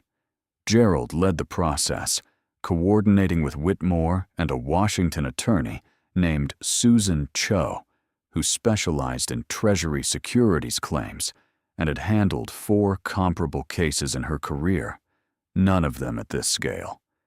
The filing was comprehensive, built on the authentication documentation, the provenance records, Edwin's military service history, the letter, the corroborating research into the specific operations and island clearances of August and September 1945, and the verified chain of possession from Edwin's hands to the chest in the attic to Ruth's kitchen table. The Treasury's response was neither swift nor hostile. It was bureaucratic, which Ruth came to understand was its own distinct category, neither encouraging nor discouraging, simply procedural, requiring additional documentation in some areas and clarifications in others, moving at the pace of an institution that had existed for over 2 centuries and had developed, across that span, a profound indifference to urgency. Susan Cho had warned her about this. Institutions that large don't move for individuals, she had said during one of their early calls. They move for process. The way you make progress is by being more organized and more patient than they are, which is extremely patient, and by never giving them a reason to slow down, by finding an error in your documentation. Ruth's documentation had no errors. Helen had made certain of that. While the formal process turned its slow wheels, Ruth kept living. This was not a passive act. It required a daily, conscious decision, the decision to continue the ordinary shape of her life without allowing the weight of the pending outcome to flatten it. She went to work. She drove the children. She paid the bills, still in their order of urgency, though the urgency had changed slightly in texture since February. She had told Gerald that she needed to handle any interim financial needs from her own resources for as long as possible, partly from caution and partly from a conviction she could not fully articulate but felt strongly, the conviction that whatever was coming should arrive into a life that had been sustained on its own terms for as long as it could be. She did allow herself a few things.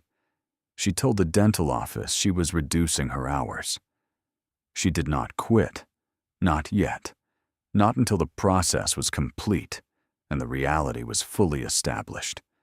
But she reduced to 2 days a week and used the reclaimed time for the meetings and calls and document reviews that the redemption process required. She told the office manager it was a family situation, which was true. She also, in late March, bought Marcus the dog, a medium-sized rescue mutt of indeterminate heritage, with a gray patch over one eye and an enthusiasm for existence that was almost embarrassing in its completeness. Marcus named him Captain. Lily affected indifference for approximately 4 days before she was observed sitting on the kitchen floor with Captain's head in her lap, talking to him in a low voice about something Ruth could not hear and did not ask about. She told the children more in April. Not the full number. Not yet. But enough. She sat them down on a Sunday evening and said that great-grandpa Edwin had left something for their family that was going to change their lives in important ways, that it was taking time because the legal process was careful and slow, and that when it was done, they would have options they had not had before. She said options deliberately, because she had thought a great deal about the word she wanted to use, and options felt more honest than comfortable or safe or secure, which were things she wanted for them, but which she knew could not be guaranteed by any amount of money, and should not be promised as if they could.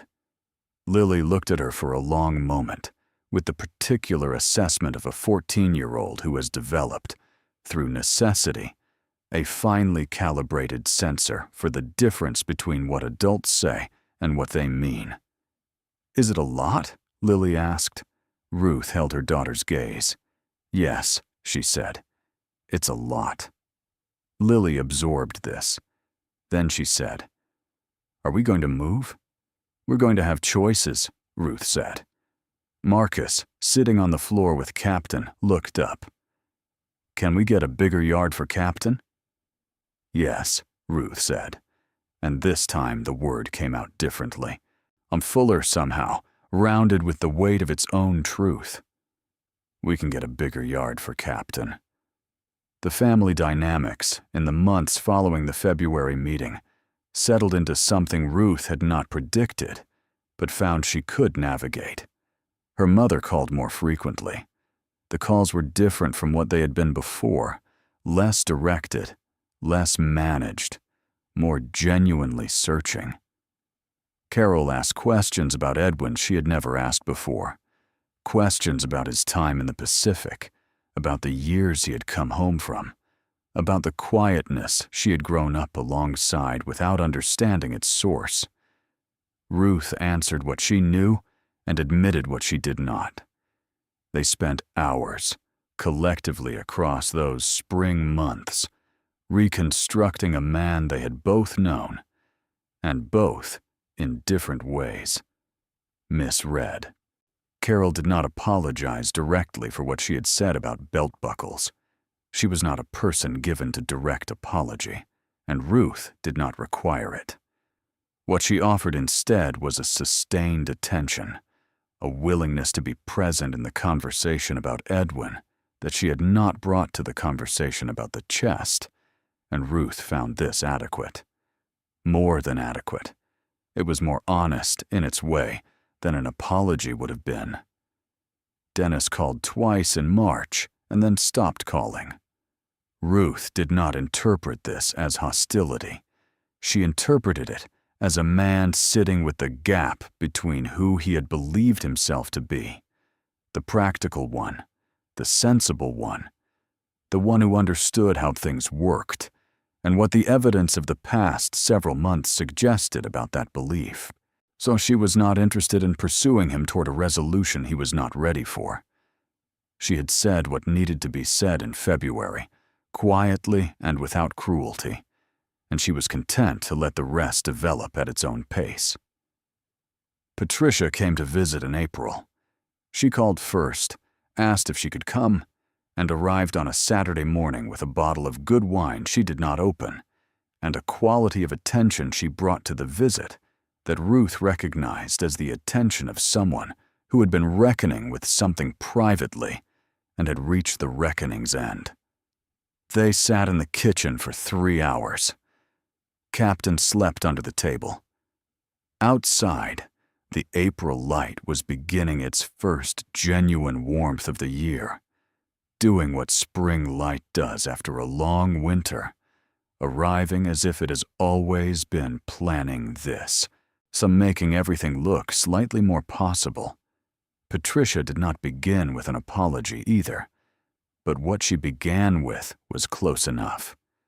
She said that she had been thinking about what Ruth had said in February, the specific distinction between keeping the chest and being told to let it go, and that she had recognized something in it that she had not wanted to see in the moment.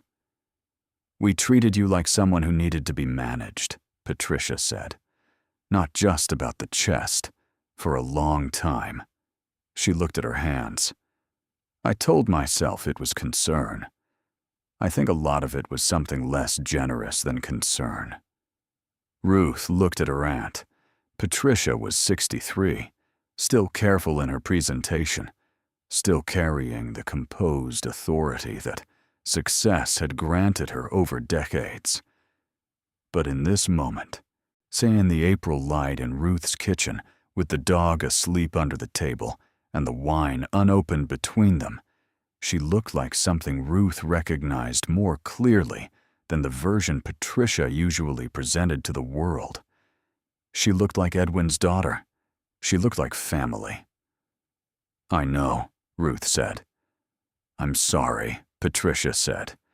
It was simple, and it was direct, and it was enough. The first formal response from the Treasury came in May, a letter whose language was dense with statutory reference and procedural notation, but whose essential content, when Gerald translated it, was affirmative. The claim had been reviewed. The documentation had been found substantially complete. The specific instruments had been cross-referenced with Treasury records from the relevant periods, and their issuance had been verified. There were additional steps required: a secondary review, a compliance assessment, a formal determination of the applicable interest calculation methodology. But the letter did not deny. It did not contest. It moved forward. Gerald called Ruth the morning the letter arrived. She was at work, 2 days a week still, cleaning equipment in the back room of the dental office, her phone buzzing in her pocket. She stepped outside to take the call, standing in the parking lot behind the building with the May sun on her face. "It's moving," Gerald said. "This is the response we needed. The secondary review is standard procedure at this value level. I'd estimate we're looking at 3 to 5 months before a formal determination." 3 to 5 months. Ruth looked at the sky above the parking lot, blue and open and full of its own indifferent business. She thought of all the months that had already passed. She thought of Edwin, who had waited 60 years. "All right," she said. "You're doing everything right," Gerald said. "You've been patient and precise, and you haven't made a single move that has complicated this. That matters. At a value level like this, patience is worth more than almost any other quality." She went back inside and finished cleaning the equipment, and drove home in the afternoon, and made dinner, and listened to Marcus describe the dream he'd had about Captain being able to talk, and decided not to think about timelines. The secondary review took 4 months. The compliance assessment took 6 weeks after that. Ruth was informed of each phase by Gerald, whose calls had taken on a rhythm she had come to rely on, steady and measured, neither inflating the progress nor diminishing it. In October, the formal determination arrived. Gerald called her at 8 in the morning, a time he reserved for significant developments. "Ruth," he said, "the determination has been issued. The claim has been approved." She was standing at the kitchen window with her coffee when he said it, looking at the backyard, where Captain was investigating the fence line with his customary intensity, as if the perimeter required verification each morning. The October light was thin and golden, the particular quality of autumn light that makes ordinary things look significant. "The full amount?" she asked. $308 million, Gerald said. The interest calculation has been confirmed at the upper end of the range. The disbursement process will begin within 30 days. The first tranche will be substantial. Ruth set her coffee cup down on the counter. She pressed her free hand flat against the cool glass of the window. Captain had found something at the base of the fence and was investigating it with focused enthusiasm, his gray-patched face low to the ground, his tail moving in slow arcs of satisfaction. She thought of Edwin's letter. Be good. Be careful. Be better than I managed to be. Thank you, Gerald, she said. You earned this, he said, and she recognized in his voice the particular warmth of a professional who has maintained proper distance throughout a long process and is allowing himself, at its conclusion, one small departure from it. The work you put into this, the patience, the documentation, or the integrity of how you handled every step, Edwin picked the right person. Ruth did not trust herself to speak for a moment. She looked at the backyard, at Captain, at the autumn light on the fence. She breathed in and breathed out. He did, she said. What followed was not a single moment of transformation, but a series of them, each one smaller than the preceding one in its visible drama, but larger, somehow, in its felt weight. Transformation, Ruth was learning, did not arrive in a flood. It arrived in the manner of water finding its level, quietly and continuously, adjusting the shape of everything it touched with patient, undramatic persistence. The first thing she did, the morning after Gerald's call, was sit at the kitchen table with a piece of paper and a pen and write a list. Not of things she wanted to buy, and she had thought about this, had thought about it many times across the months of the process, and had been deliberate about not making that list, not because she was afraid of wanting things, but because she understood that the order in which she moved mattered, and that the order should reflect her values rather than her relief. The list she wrote was of the people and places that had defined the specific shape of her difficulty, the bills that had organized her life by their order of urgency, the situations that had required management rather than resolution, because resolution was beyond what her resources had allowed. She went through the list methodically over the following days, not quickly, not with ostentation, but with the same deliberate care she had brought to every step of the preceding months. The back rent that had accumulated during the hardest year of the divorce, and which she had been paying down in increments, was cleared. The car, which had been running on optimism as much as anything mechanical, was replaced with something reliable and paid for in full. She found an attorney and finalized certain arrangements regarding the children's futures, education accounts that represented not just money, but the specific removal of a worry that had lived in her chest for years, the worry that she might not be able to give them the options she wanted them to have. She did not move immediately. This surprised people, she thought, though she did not ask. The rental house was small, and the landlord was adequate, and the neighborhood was the one her children knew, where their friends lived, and their routines were established. She told herself she would stay until the end of the school year, until the children had completed their current year without disruption. And in making that decision, she felt the particular satisfaction of a person who has discovered that having choices and choosing stability are not in opposition. She did buy a house eventually, not immediately and not impulsively. She looked at a range of options over several weeks, accompanied sometimes by Helen and sometimes alone, and she found a house on the edge of a small town 20 minutes north of the city, a house set back from the road on 3 acres of land that included a yard large enough for a dog to investigate thoroughly every morning. The house itself was older, needing work in several areas, and Ruth found that she wanted it specifically because it needed work, because the act of improving it would give her hands something honest to do, because she was not the kind of person who wanted a house that had already been made perfect by someone else. The yard had a garden plot in the back that had gone to weeds.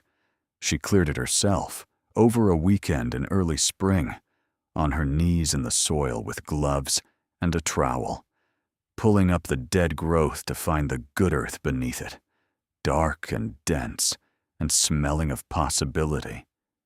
She thought of Edwin while she worked. She thought of his garden behind the house on the dead-end street, the one he had tended with methodical devotion through the long, careful years of his ordinary, visible life. She understood it now in a way she had not before.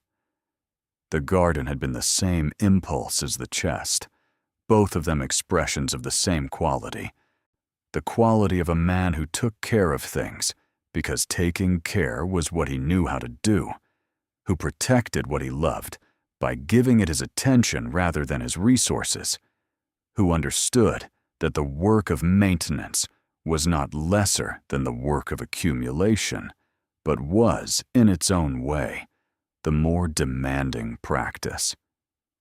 She planted tomatoes, she planted basil, she planted a row of flowers along the fence, whose names she did not know yet, but whose colors she had chosen carefully from the seed packets at the hardware store, because she was allowed now to choose things for their color. She established a foundation in Edwin's name.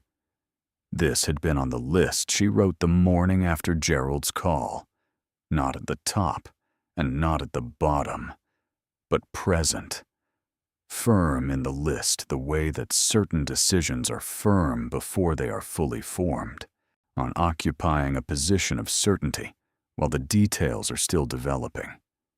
The Edwin J. Calloway Foundation was incorporated in January of the following year, with Helen as board counsel and Gerald overseeing the financial structure. Its focus was specific and chosen with the deliberateness Ruth had brought to every decision in the preceding year.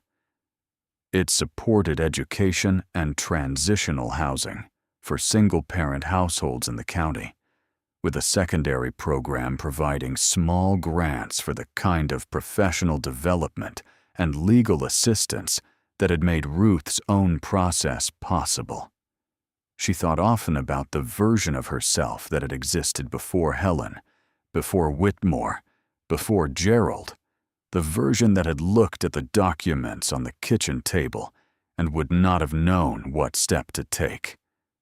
The foundation was, in part, like an answer to that version of herself, a recognition that access to the right knowledge at the right moment was not a privilege, but a necessity, and that making it available to others was among the more honest uses of what Edwin had left. She was interviewed for the local newspaper in February, a year after the February meeting in her living room, when she had told her family the full story. The reporter was young and earnest, and asked questions that ranged from genuinely thoughtful to the kind that wanted a simple story of luck and reward. Ruth answered all of them honestly, including the ones that wanted simplification. "Do you feel lucky?" the reporter asked at one point. Ruth thought about this for a moment. "I feel like the right person found the right thing at the right time," she said. "Whether that's luck depends on what you think luck is. My grandfather spent 60 years making sure it would survive until someone found it. The survival wasn't luck. That was care. What I did with it wasn't luck either. That was work." She paused. "The thing that felt closest to luck was having the right people around me when I needed them. Helen and Gerald and the people at Whitmore. I didn't find those people by accident. I found them because I knew I needed help, and I asked for it, and I didn't let anyone convince me what I had found was nothing." The reporter wrote this down. The article, when it appeared the following week, captured some of it and softened the rest in the way that articles tend to, rounding the edges of complexity into the shape that fits more comfortably on a page. Ruth did not mind. The people who needed to understand the full version already understood it. Dennis called in February, almost exactly a year after the family meeting in the living room. He called on a Sunday morning, and his voice on the phone was different from any version of it Ruth had heard in the preceding decades. Quieter, without the register of managed authority that had always been its dominant frequency. He told her he had been doing a lot of thinking. He said that the more he thought about the chest, and the choice she had made to keep it, and the choice he had made to dismiss it, the more he understood that the difference between those two choices was not simply a matter of luck or information, but of something more fundamental. He said he had been thinking about what it meant that he had been so certain and so wrong, and whether certainty without knowledge was a quality he should examine in other areas of his life. Ruth listened to this without interrupting. When he finished, she said, "I appreciate you saying that. I know I didn't make things easy," he said. "For years. Not just about the chest." "No," Ruth agreed. "But I also know that people are more than their worst moments. If I didn't believe that, I couldn't do the work I'm trying to do with the foundation." A pause. "I heard about the foundation," Dennis said. "What you named it." "Edwin would have been embarrassed by it," Ruth said. "He would have said it was too much fuss. But I wanted something with his name on it that would last. He deserved something that would last." Dennis was quiet for a moment. When he spoke again, his voice was different still, stripped of the last layer of protective formality. "I should have been the one who stayed nearby," he said. "That's what I keep coming back to. You were the one who showed up when Dad needed someone to show up. Not us. You."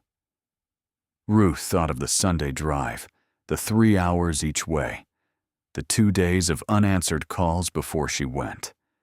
She thought of sitting with her grandfather in the final silence before calling anyone, because it had felt like the right thing to do. She thought of all the ordinary visits across all the ordinary years, the short ones and the long ones, the ones where Edwin was talkative, and the ones where they mostly sat together watching whatever game was on, comfortable in the quiet that belonged to people who did not need to fill every moment with significance. "I was glad to do it," she said, and meant it fully. "I would have done it if the chest had been empty." Another silence on Dennis's end. She heard him exhale. "I know," he said. "That's what I can't stop thinking about." The spring passed into summer. Captain grew into his ears, which had always been slightly too large for his head, giving him a permanently alert expression that Ruth found herself addressing conversationally during the mornings she spent in the garden. Lily turned 15 and became, simultaneously, more private and more present, moving through the house with the particular combination of self-containment and warmth that Ruth recognized as her daughter's true character, emerging from the temporary architecture of adolescence. Marcus joined a robotics club and began to describe his plans for Captain's theoretical mechanized upgrade with a specificity that suggested genuine engineering aptitude.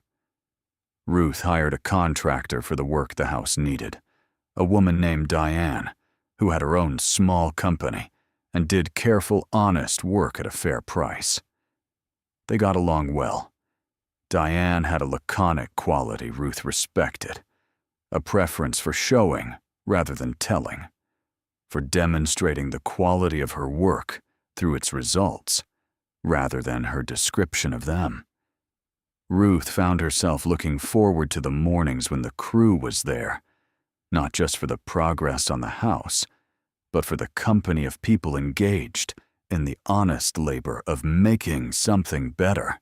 She kept her 2 days a week at the dental office through the spring and into summer, not because she needed to, but because she chose to, because the structure of those days and the particular ordinary human interactions they contained were things she wasn't ready to let go of.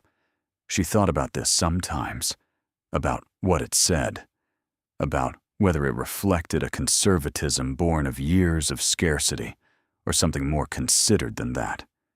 She decided, over time, that it was more considered. The dental office was a place where she was Ruth, who cleaned equipment on Tuesdays and Thursdays, not Ruth Calloway, the heiress, not Ruth Calloway, who had found something remarkable in an old military chest. The ordinariness of it was not a failure of imagination. It was a deliberate preservation of something she valued about the person she had been through the hard years, the person who showed up and did the work and did not require the work to be grand in order to consider it worth doing. She left the dental office in September. The timing was hers to choose, and she chose it to coincide with the end of the grant cycle for the Foundation's first round of funding, which felt like the right moment to make the leaving feel like an arrival rather than a departure. She brought donuts on her last day and stood in the break room for an hour, listening to her colleagues talk about their weekends and their children and the small, persistent complications of their lives. And she felt toward them a warmth that was not condescension or gratitude or sentiment, but simply recognition. She had been exactly where they were. She knew the specific weight of it. She wished them well in the manner of someone who means it without reservation. The Foundation held its first grant ceremony in October, a year and a half after Gerald's call in the morning, with the October light on the backyard and Captain investigating the fence. The ceremony was modest by design, held in the community room of the county library, attended by the 23 families who had received grants in the first cycle, and by a small collection of people who had been part of Ruth's journey in various capacities. Helen was there. Gerald was there. James Whitmore attended, slightly formal outside his professional setting, his presence a quiet acknowledgement of the role his firm had played in making this possible. Carol sat in the front row. Patricia sat beside her. There was an empty chair beside Patricia, which had been reserved, and Dennis arrived 6 minutes late, slightly out of breath, having driven directly from the airport where he had been delayed, filling the chair with what Ruth recognized as the particular quality of arrival that belongs to someone who has decided they would not miss something. Ruth spoke briefly. She had written nothing down, which was unusual for her, but which felt right for this occasion, because what she wanted to say was not a prepared thing, but a living one, and she trusted herself to find the words without the safety of a page. She thanked the families in the room.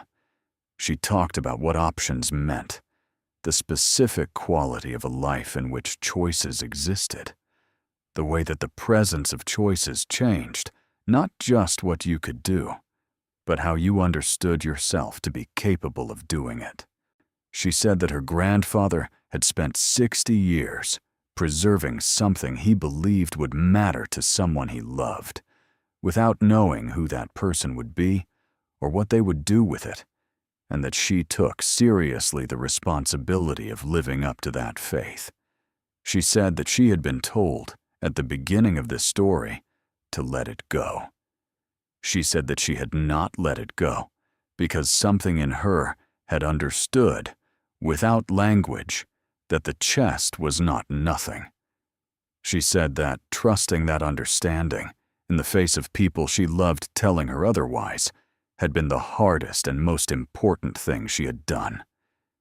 She said that she hoped everyone in the room would find, in the resources the foundation was trying to provide, some version of that same trust.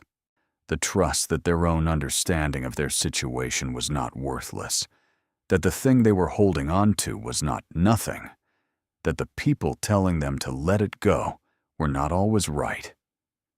She looked at her children, sitting together in the second row with Captain, who was not allowed inside, and who sat just outside the glass door of the community room with his face pressed against it and his tail describing slow arcs of patient inquiry.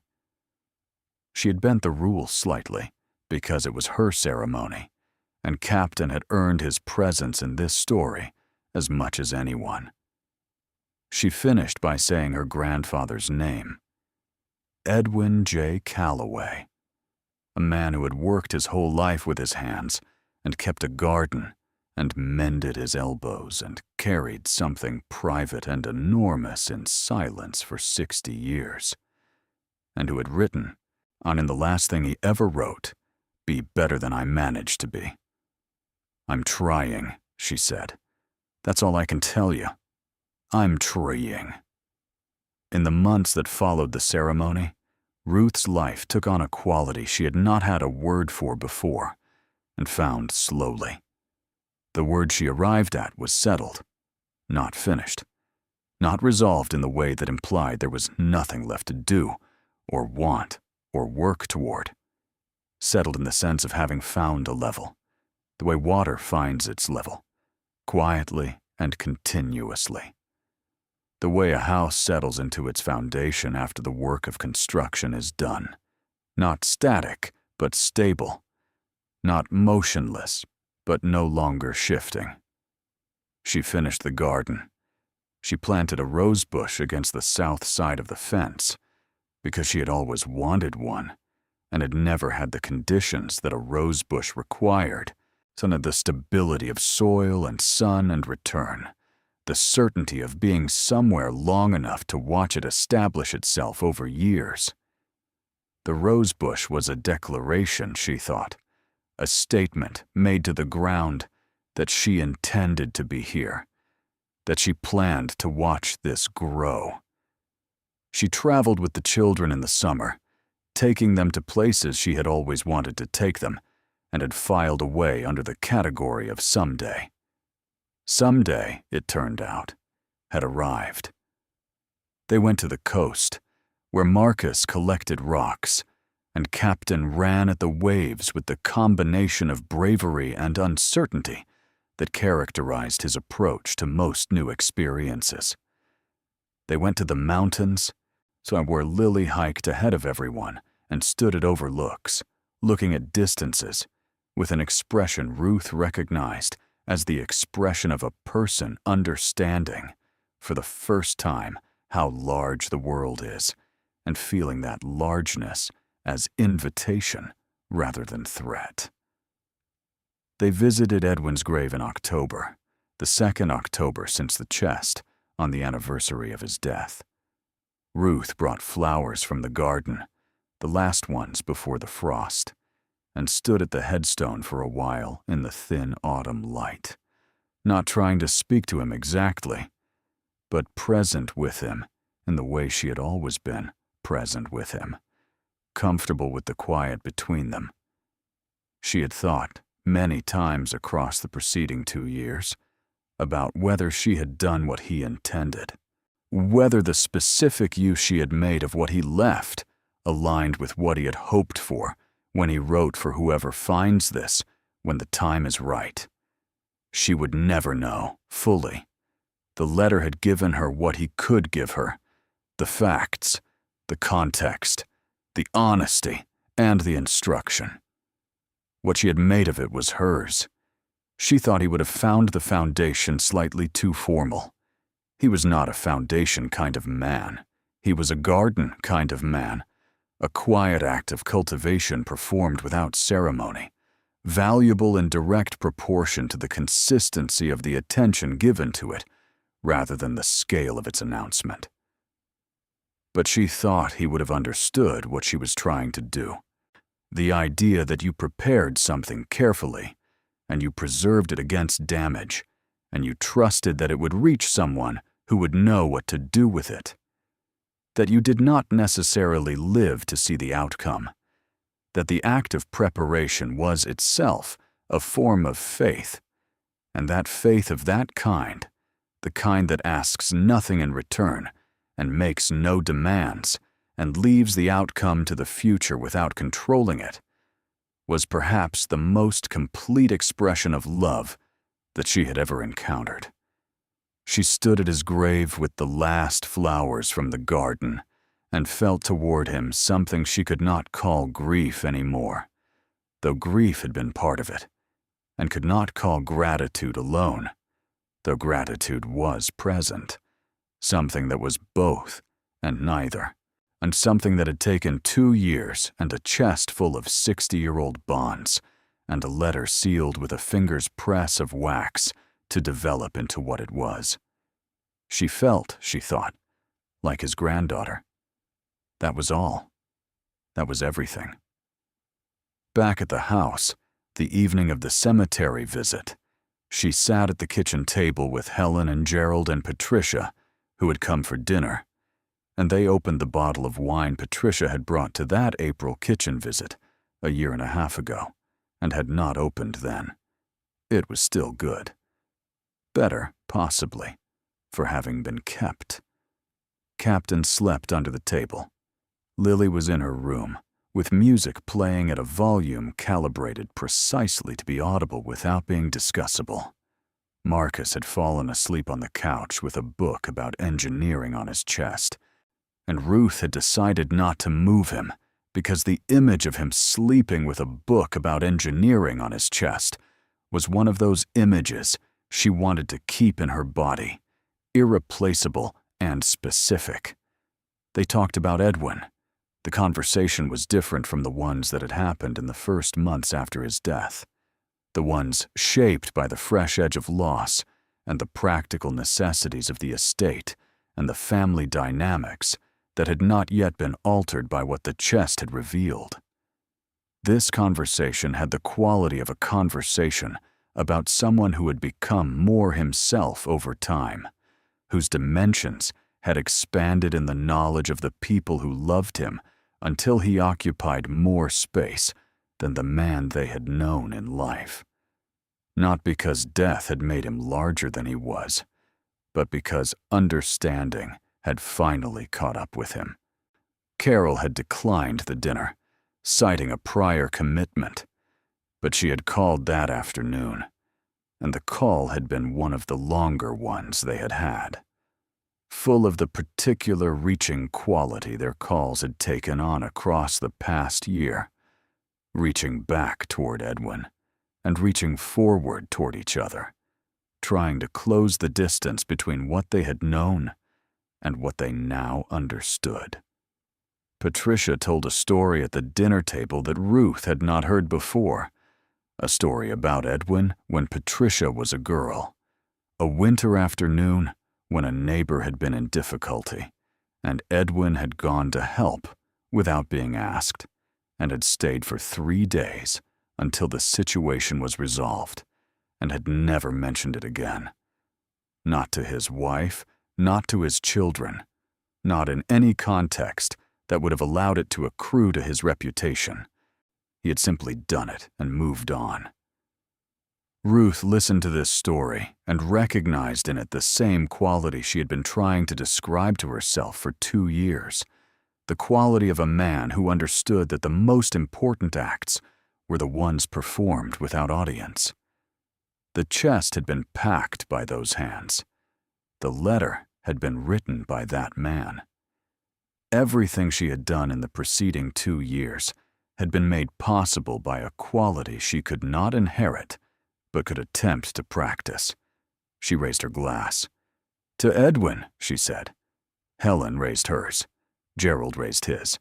Patricia raised hers. "To Edwin," they said. Outside, the October dark was full and quiet. The garden was put to bed for the winter, the beds cleared and mulched. The rose bush wrapped against the cold with burlap that made it look, in the porch light, like something being carefully kept against the coming season. The fence was solid. The house was warm. The chest sat in the spare room of the new house, on a wooden stand that Ruth had commissioned from a craftsman she had found through the Foundation's community network, a man who worked in reclaimed timber and who had understood, when she described what she wanted, the specific quality of presence she was trying to create. The chest no longer held documents. It held the letter, returned to its envelope, and the dog tags, and the uniform, folded freshly by hands that understood what they were handling. It held the pieces of paper on which Ruth had written her arithmetic, the 3 attempts at the total from the kitchen table on the night of first discovery, each one arriving at the same number. It held a photograph she had found in the attic boxes during the final clear-out. Edwin, at 21, in flat olive uniform, straight and lean, and looking at the camera with the expression of someone who has already decided something and is waiting for the world to catch up. She had framed a copy of the photograph and it hung in the hallway of the new house, where she passed it every morning on her way to the kitchen. She did not always stop, but she always saw it. She always carried him forward into the day, this young man at the beginning of everything, holding a secret that would take 60 years to reach the person it was meant for. He had chosen well, and she had not let it go. There is a particular kind of story that does not announce itself when it begins. It arrives in the shape of an ordinary morning, in the form of a task that seems practical and finite, a chest to be cleared, a field to be leveled, a life to be sorted.